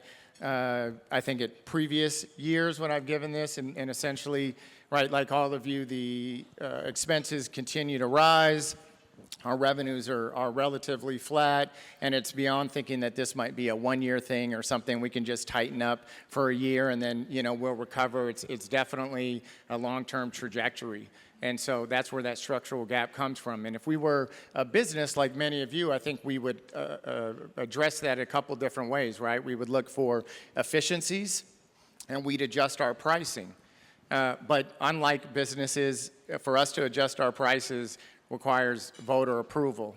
And so, you know, without that, we don't have the tools necessarily to address all of these issues. And if you do the math, it goes beyond, you know, just simply making cuts, which is the advice that I tend to get most often on how to deal with some of these issues. So we're looking more long-term. You've also heard about the infrastructure issues, and our mayor talked a little bit about our pavement. So this year, 99.9% of our CIP projects, which capital improvement projects, were all restricted or semi-restricted funds. So those are things like grants, development impact fees, and those sorts of things. The issues with those is those are all restricted or semi-restricted funding sources, which means they have to go to specific projects or to a specific project type. And unfortunately, none of those have included pavement. So, you know, and that's created some frustration amongst our residents and to where they're actually upset at the projects we are doing, right? Because they're going, why are you doing that and you're not doing our roads? And of course, it creates sometimes some trust issues with with our local government. Are we prioritizing things correctly? But those things really aren't at odds. Us getting monies to do projects in one area is not what's preventing us from getting to our roads. That's more that structural gap that I just mentioned earlier. So that's why is also I put public trust and perception on there, because that is the capital, right? The way people think, feel, and vote is what gives us the ability to address those issues that I just mentioned. And so if miscommunications or distrust prevail, it doesn't just affect that comment section. And all of us local government folks love to look at Nextdoor and go on Facebook and hear all the comments about how well we're doing. But, you know, it affects more than that comment section, because if it's false information or incorrect information and it affects how people decide to vote, that impacts our tools and ability to address people, and that frustration just continues. And so there's a couple of examples under the public trust and perception where we've had those issues. Again, those different buckets of funding that can only be spent on certain things, and trying to explain to people how that works. Staffing, I started a new process of making sure at every council meeting we introduce any new employees that we hired. We haven't added any positions, but as people leave or retire, people fill those positions. Well, we found that what was going on is that our city was bloated and that we were hiring way too many employees and none of them were paving the roads. And so just getting back and explaining that, you know, how all of that works, and just realizing, oh my God, that's nothing that I thought would happen by introducing our new employees. And so we're trying to do a better job of getting that information out. And so to address these things, and to your question about the revenue measures and things, we have passed some in years past. We're looking at what we can do for the future to address these issues. We had an assessment district ballot measure that recently failed, unfortunately. So we are looking at different revenue measures, nothing decided on yet. And then we're getting ready to do our 5-year forecast for our CIP and our financial plans so that we can have those projections and plan better for the future. Thank you, Michael, for making that easy to understand for most of us in the room and having a sense of humor and the stomach to look at Nextdoor at some of the comments. Kelly, I'm sure you've got some of those same things that you're dealing with in the city of Santa Barbara. I think the theme will be the same for all of us up here. You know, expenses rising at a greater level than our revenues are keeping up. And so similarly in Santa Barbara, still facing a structural budget deficit. I will say, you know, a huge thank you to the Santa Barbara voters for passing Measure I, which was our half-cent sales tax measure. I think it was probably about less than 6 months after I got here. No new city administrator or manager really wants to come in and have to cut budgets. So without that passing, we would have been in a much more dire situation where we probably would have been facing layoffs and reductions to city services. And so at least that sort of helped stabilize us. But again, as you can see, some of the key challenges, you know, there's things that we can't control. In terms of increases to our retirement and our pension costs that are coming down from the state level. Insurance, as you all are facing insurance cost increases, the city is as well. And so we also have assets that are very expensive to insure. Our Stearns Wharf is not a very fun asset to insure. So as you can imagine, it's a wood structure with a lot of weird stuff happening out there. We really, I think, just have been focused as I've come in as the new city administrator, really taking a deep dive. And if you've paid any attention to our fascinating council meetings on the budget, you will have seen, we call it the list of 200 ideas. And what I did was, instead of saying to the organization, we're going to cut 5% across the board, is to really ask them to be creative and to think, like, what have you always wanted to do or change or fix or make more efficient in the organization, and this is the time to do it. And I'm grateful because I think we're in kind of a little bit of a weird scenario where we've got some temporary blips, but then I hope that we can be back on a path. And we needed some bridging. And so for the next couple of years, really trying to create some shorter term strategies to balance the budget while we're creating and implementing some of these ideas that I just have to give a huge kudos to our organization for the creativity and ideas that they came forward with. I will say we did have a conversation at the second quarter update that we did a couple months ago with the City Council, where we were facing a $14.6 million deficit at that point in the city's general fund, which funds, you know, public safety, parks and recreation, kind of all of the general services that can't be funded through other sources. And at that point, the council gave staff direction to pursue a real property transfer tax increase on the November ballot. If you did not get to watch the 3.5-hour council budget work session yesterday morning, I will give you the spoiler. We have reduced that deficit down to $3.6 million for fiscal year 27. And as I said, thank you, it's precariously balanced. And so it really, we've got a lot of work still to do, and there's a lot of one-time things. We are deferring fleet purchases. We are shifting, not filling vacant positions, a lot of things to really help us implement some of these longer-term solutions. And with that, the council yesterday took the tax measure off the plate. So we will no longer be pursuing a tax measure in November. I like the good news. The good That's news. huge. Thank yes. you. I know. Again, still a lot of key unknowns that we have. Federal funding uncertainty. We're really grateful. I'm sad he's not here to hear him get kudos again. Congressman Carbajal really worked hard for us to help get the dredging funding for our waterfront. That is a huge impact. And thank you to the congressman and his diligence that we got that funding released for this year in the federal budget. And as you can see, East Beach has returned.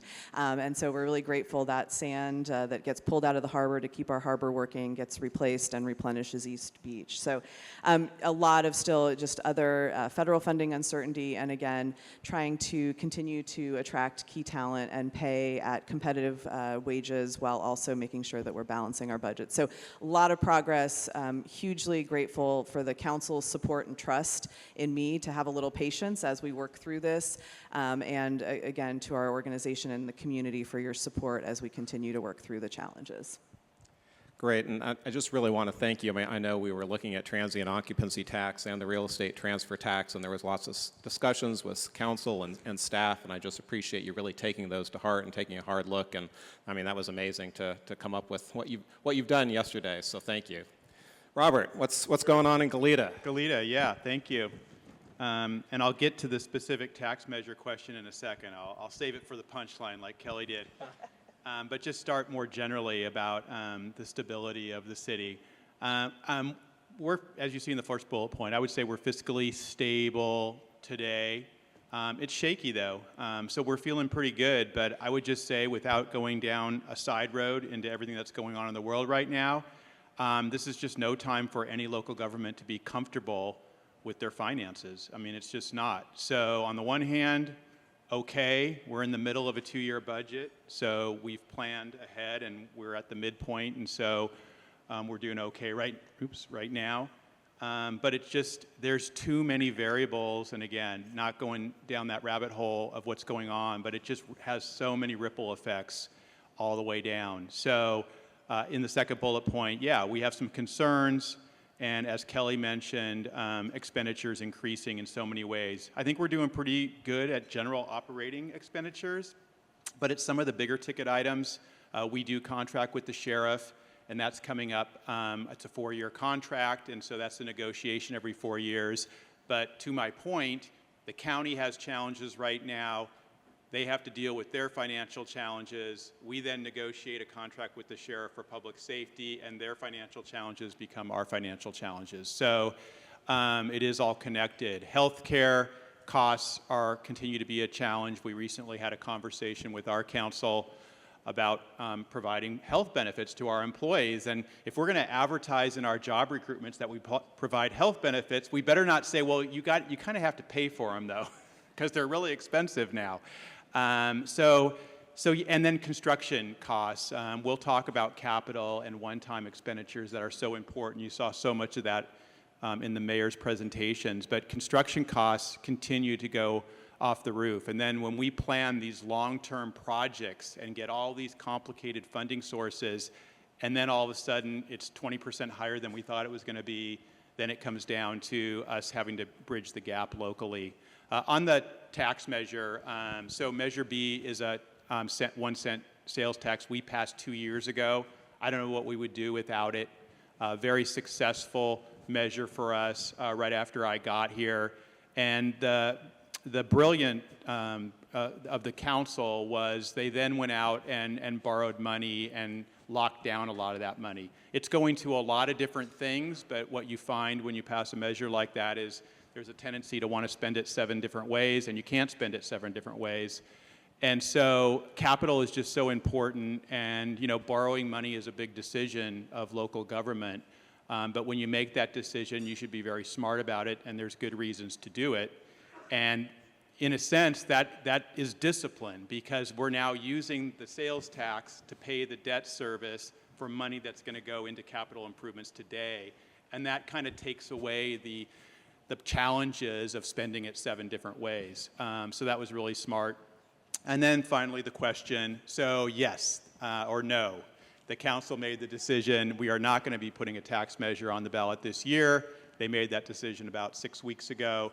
So we're staying pat for a couple years, wait and see. But we'll see what's on the horizon. And I see I hit 0-0. Thank you.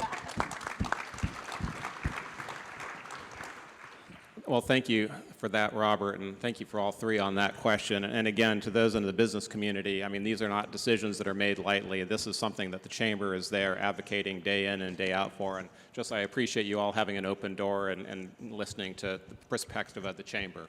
So the next one is economic development. This is the one, let us help you. Let us grow the pie and create more wealth for private business and more tax revenues for the cities. So obviously this wouldn't be a chamber-hosted event if we didn't talk about this.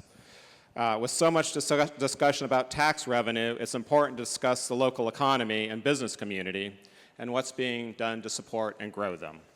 So the question is, what are 1 or 2 specific actions your city has taken in the past year or plans to take in the coming year that you believe will have the greatest impact on supporting local businesses and strengthening our economy? And Robert, we're going to go right back to you on this one. Back to me. Okay, I get some time back then. So I'm going to give two examples. One's very local, and one is a little bigger. which I'll get to in a second. But I would say, in a sense, I think I will say we're taking a play out of Santa Barbara's playbook. I think Santa Barbara does a wonderful job with festivals and events and bringing the community together. And part of that, of course, brings the community together, but it also brings in revenue and is a critical part of economic development. In the last couple of years, Goleta has certainly made the decision that we need to do more of that community building and events in Goleta. Again, it's about the community, it's about neighborhood events, bringing people together. There's so much spirit that's involved in those kind of events, but people spend money and people come into town. So we have our Lemon Festival, which is a great event, but we're really focusing on trying to do more in that area. So it's been mentioned before, it's been in the news. We're a host city for the Austria team for the FIFA World Cup, so we're really excited about that. That's really cool. You saw it in our video. We did a drone show for the 4th of July last year, so we now have our own. We have fireworks in Santa Barbara, or we have the alternative drone show in Goleta, and that was so huge that we are going to have to now do it every year. So yeah, sponsorships noted. And then we're doing some smaller events in Old Town. A lot of construction in Old Town recently. And so we're trying to do events down there to get the locals out and to promote the local businesses. So that was one. Now I want to hit something a little bigger, which this is happening whether we're doing anything about it or not. So I'm going to read a quote. This is from an article. This is some publication, Global Markets or something like that. It's not something I read, but it did end up in my inbox. This is about 3 weeks ago. I'm quoting from it. Goleta has become a real quantum-ready real estate market with real strategic relevance. What was once considered a niche coastal submarket has developed into one of the more credible quantum and advanced technology hubs in the country, supported by strong talent pipeline from UCSB and by infrastructure that serves aerospace, defense, and other highly specialized users. I read that quote and I was like, wow, Goleta's on the map. So I'm going to hit, now on the screen, I'm going to hit 4 facts. These are just facts, but there's something going on here that I just don't know what it is. But on Square One, 2 weeks ago, you might have heard about it, one of the biggest property transactions ever in the county, $235 million. 41% of Goleta's business parks were bought and sold. Why? I don't know exactly, but something's going on. Google is live and well in the city of Goleta. They received entitlements just last year for another 100,000 square foot facility that they plan to build in one of our campuses. They're locked and loaded and ready to go. And then the third box, 41% of venture capital in 2025 went into Goleta. Now it sounds like I'm bragging a little bit. I don't mean to, maybe a little bit. But then the last 2 points, UCSB, 10-year lease for Oasis. That's a 100,000 square foot facility right by City Hall for incubator space, for technology. And oh, by the way, they had 2 Nobel laureates in physics for their work 25 years ago in quantum computing. So, yeah. So we didn't do anything, but these 5 facts are astounding to me. And I'm just a city manager. I'm not really great with technology, believe it or not. And I don't know, what goes on with big property transactions and why, firms do what they do. But something is in the air. And so this is big for Goleta, obviously, but this is big regionally. These dots are not just random. There is something in the air. Of course, the chamber is aware of it with they're bullish on technology, and I would just say the same. So, it might be scary, it might be good, it might be bad. I'm not trying to make a comment on that. We don't know. There's probably a lot of things that are scary about quantum and AI, but we do need to realize it's happening and embrace the fact that it's happening right in our backyard or front yard. So I'm not a bettor, but if I was, I would be betting on technology in Goleta right now.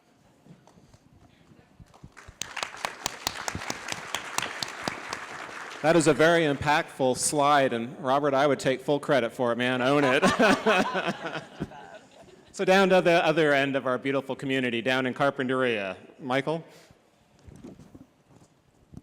Yeah, I mentioned earlier that we are looking at some tax measures potentially. I would like to, our disclaimer is like the assessment districts that we recently put out hadn't been updated since 1997.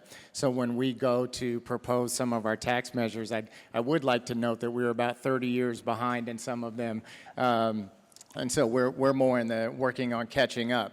With that, you know, we had some revenue studies done, and in one of those revenue studies included a business tax rate restructuring. I don't think that that's something that we're going to be looking at in the near future, but we have just some initial data of something for us to look at and potentially analyze for the future. That's important because, like all of you that are growing your businesses, you put staff or money into growing those certain aspects that you're focusing on. And the city of Carpinteria collects, I think, a whopping $60,000 through our existing business tax rate structure, which is roughly about what it costs to administer the program. So afterwards, if we look at that in the future, it'd be something where we could enter in partnerships with the chamber, look at dedicating staff to supporting businesses through that red tape process that was mentioned earlier within the cities. And we just want to acknowledge that's an area where we feel like we need to improve. And that's why we love to be at events like this and working with people like Kristen to figure out how it is that we can best do that. And so that's something that we're just starting to look into, and more to come, I'm sure, at the next State of the City. On the screen and just coincidentally, I realized that the economic vitality of Carpinteria happens to all be sitting at this table here in front of me because we have representatives from Linden Square and the proposed Surfliner Inn here, and they are just these concepts and ideas, and up there is also the future location of Ojai Roti, which I assume will change its name just slightly when it gets to Carpinteria. And then the Palms. So what Linden Square has actually done, and we have Matt here who's a big part of that. It's literally, and Matt will hopefully tell you, you can pull him aside and see if I'm telling the truth or not, but I think we all agree that there was just an incredible partnership with him and Terry and Nick Bobroff, our community development director, in going back and forth on that and getting a project that just perfectly fit Carpinteria.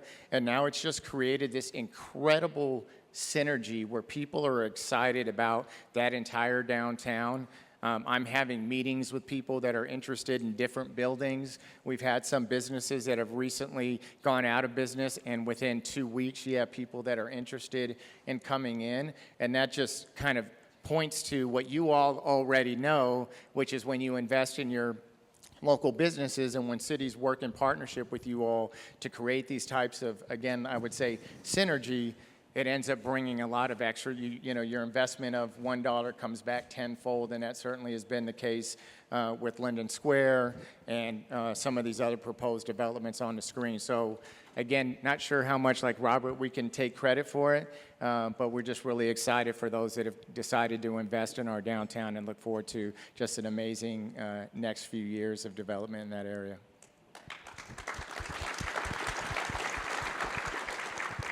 Thank you, Michael. I mean, there is definitely a very positive buzz whenever you go through Carpinteria. So things are happening. So Kelly, City of Santa Barbara?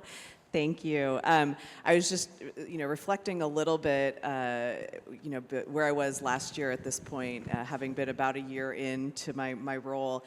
I had 4 department head vacancies at the time, including Public Works and Community Development Director, and everyone, all I heard in every meeting I went to was fix the permit process, and I still hear that a lot. I hear it, acknowledge, and I think this year we actually have some things to report on, and I'm really excited with the hires that we've made, both internal promotions and external hires to fill some of those key department head roles. And I wanted to, I think he's still here, Anthony Valdez, who is our new Deputy City Administrator over there.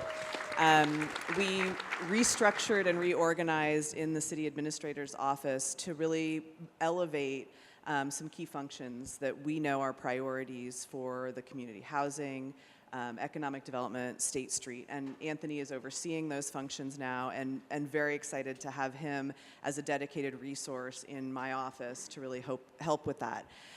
That being said, one of the things I wanted to just encourage is we can't help you if we don't hear early from you. So if someone is facing challenges in the process, I think there's a lot more people now who you can come to in the city organization who will help you problem solve.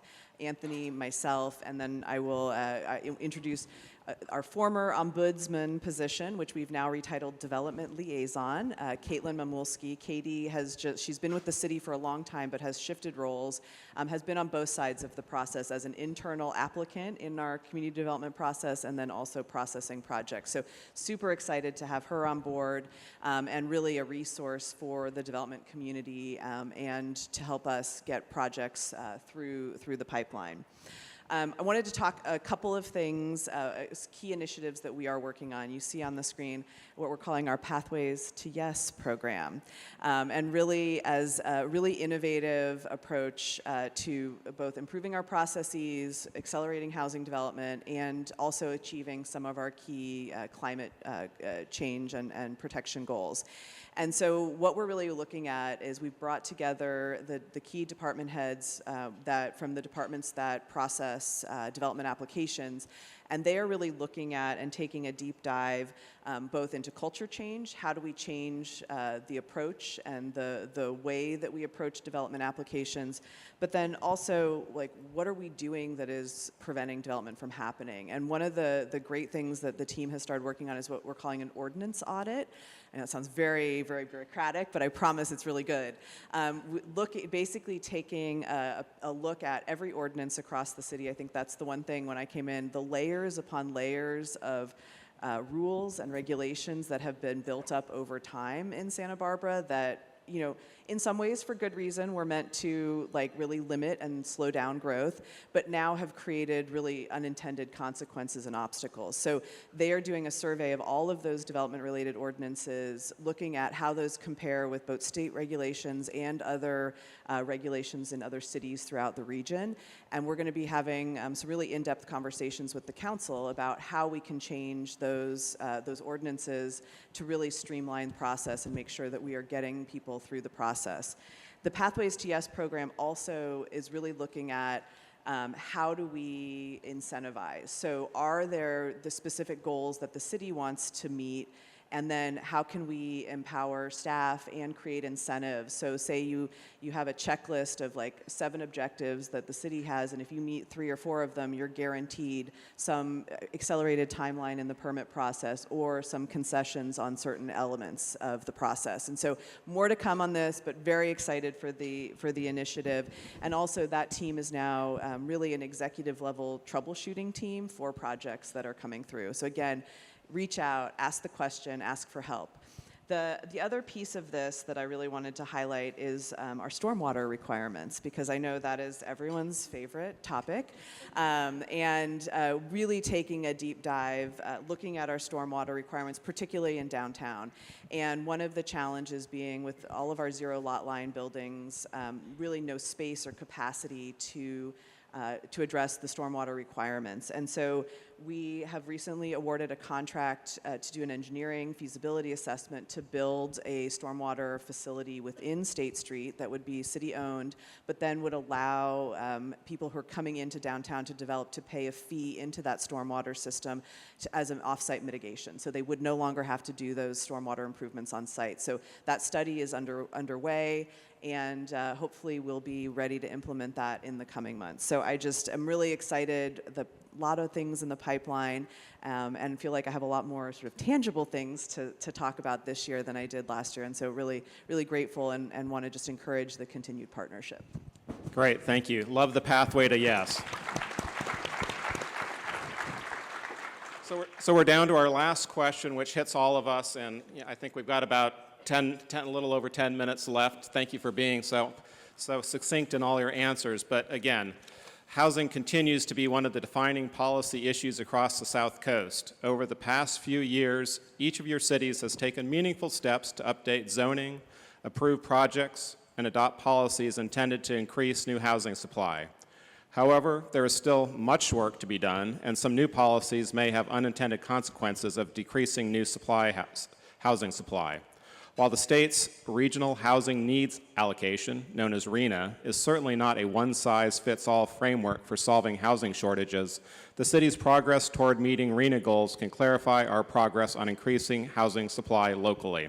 So the question is, how is your city currently tracking toward meeting its RHNA housing goals and increasing overall housing production in your community? And is there anything you would like to add to provide context in this housing discussion? And we're going to go back to you, Kelly. Well, I think a lot of what I said in the past, my past comments, talks to sort of how we get to more housing in Santa Barbara. And I wanted to just take a step back because, again, I think there has been a lot of fear and a lot of concern in the community about changing Santa Barbara's character. And I think the way I like to think about it now is I think we have a real opportunity to do density in a way that respects Santa Barbara's culture and history and environment. And it doesn't have to be mutually exclusive. And what my fear is if we don't take the opportunity to really make some changes and do things in a way that respects Santa Barbara, we're going to get it mandated on us more, even more from Sacramento. And so that is where, really focusing on those areas where we can develop density and then also sort of what does that mean for the community and what does it look like. This is not a great picture. We did not build a lot of housing units, and we are not in a good space in terms of the housing that is getting built in Santa Barbara. We were supposed to we did plan for and show that we could produce 8,000 units in town, but there's a lot of reasons why those units aren't getting built, and we can talk about our permit requirements, but there's also market factors and things that are going on right now. We do have about 1,540 units in the pipeline. You can see the list of those projects on the screen here. I know one of those is everyone's favorite project to talk about, which is the one behind the Mission, the Builder's Remedy project. But again, that's where I think, in order to prevent things like that from happening in the future, we really need to be proactive in where can we build housing in Santa Barbara so that we can start to make progress. I will say we have made huge strides, a lot of streamlining, a lot of things have gotten done in community development. We have the council has approved the adaptive reuse ordinance. We are, this coming week, doing our single family design board streamlining ordinance updates, which will basically reduce the number of applications that have to go to a design review board by almost 25%. So really making some huge changes in those regulations. I will say one of the things that the city has a lot of property, and we also have an opportunity to help in partnering and developing housing. We have a limit on that, and that we identified as part of the Paseo Nuevo redevelopment discussions last December, which is we have a charter provision that limits leases that the city enters into to 50 years. And if you are a property developer and trying to build and trying to develop something, you know that having a 50-year time frame usually is not enough to amortize the costs of your project. And so the council did vote to put a charter amendment on the ballot in June to eliminate that lease restriction. And so that will really enable us to have so much more creativity, if it passes, around partnerships on our city-owned properties. And so particularly downtown parking lots, which are a huge underdeveloped resource where we could be partnering with both private developers and affordable housing developers to build units. And really excited and hopeful for that measure to be on the ballot in June so that we have some more options and flexibility. So just a lot, again, still in progress and a lot of work still to be done. All right, Robert. Sure. And our format is very similar, so you're used to this format now. You were just studying Kelly's slide.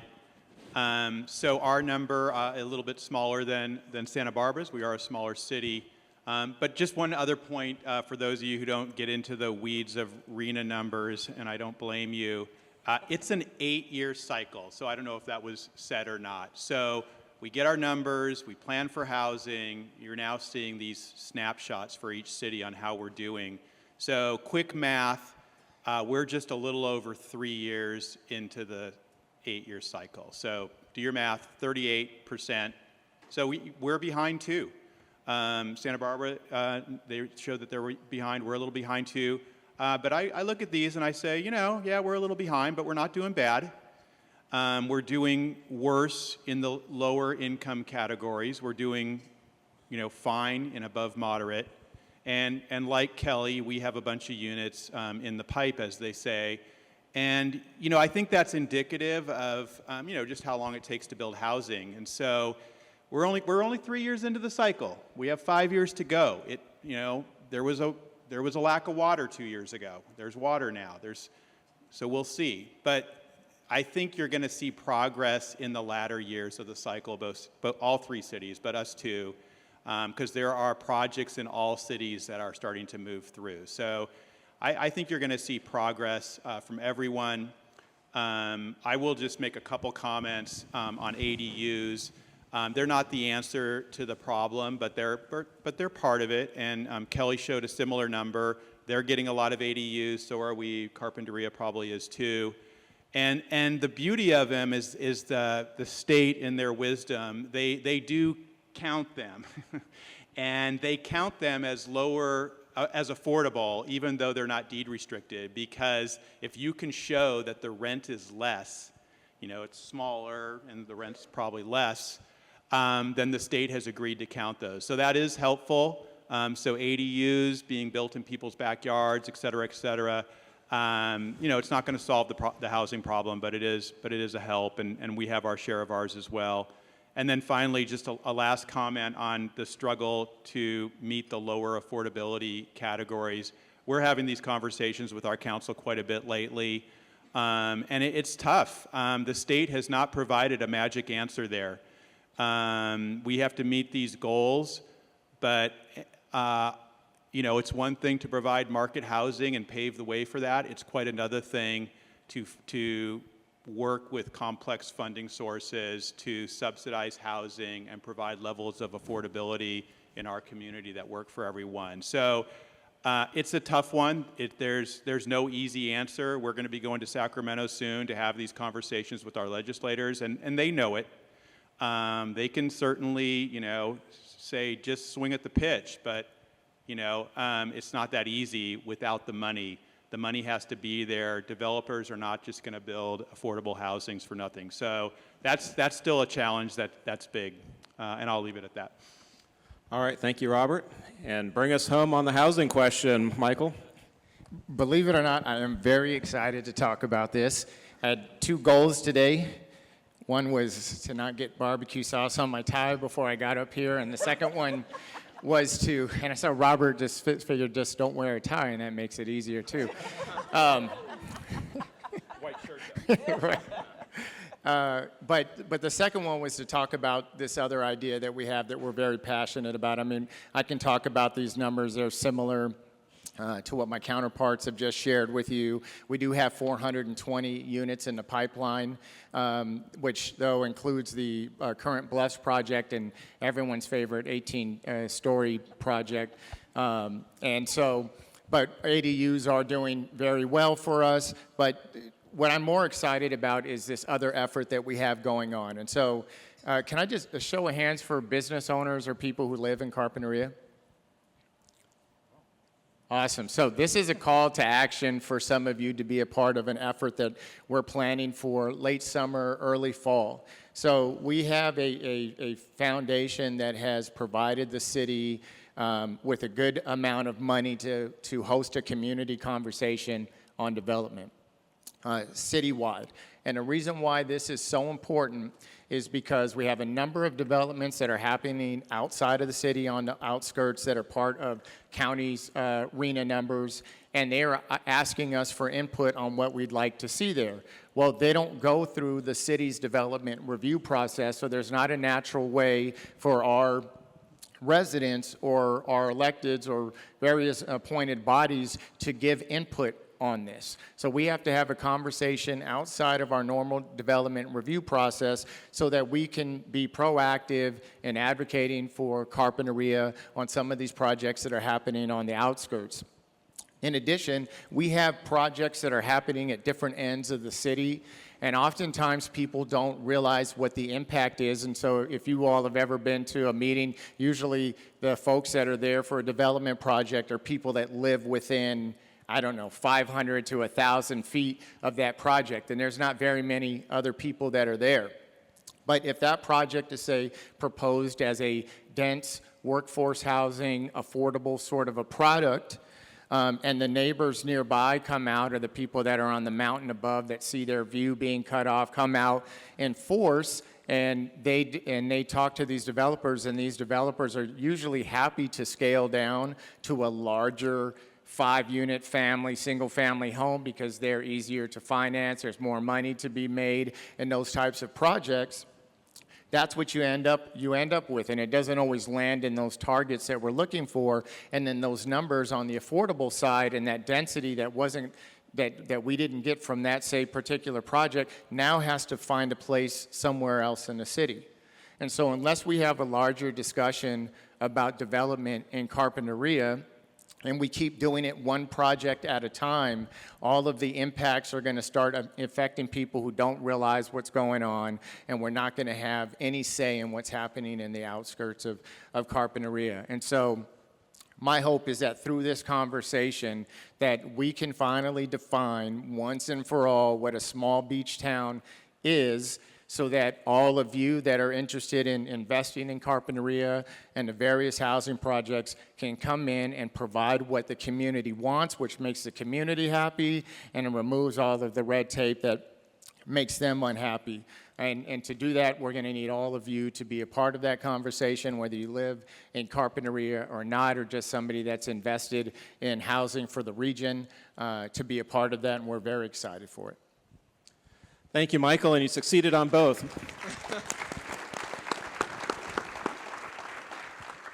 Can I get a warm round of applause for the three of these individuals?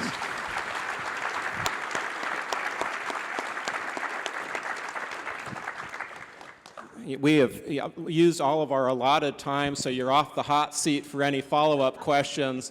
But again, thank you for agreeing to be up here, and again, for being such a great partner with the Chamber, and we look forward to working with you on these issues. Thank you. Thank you. Thank you.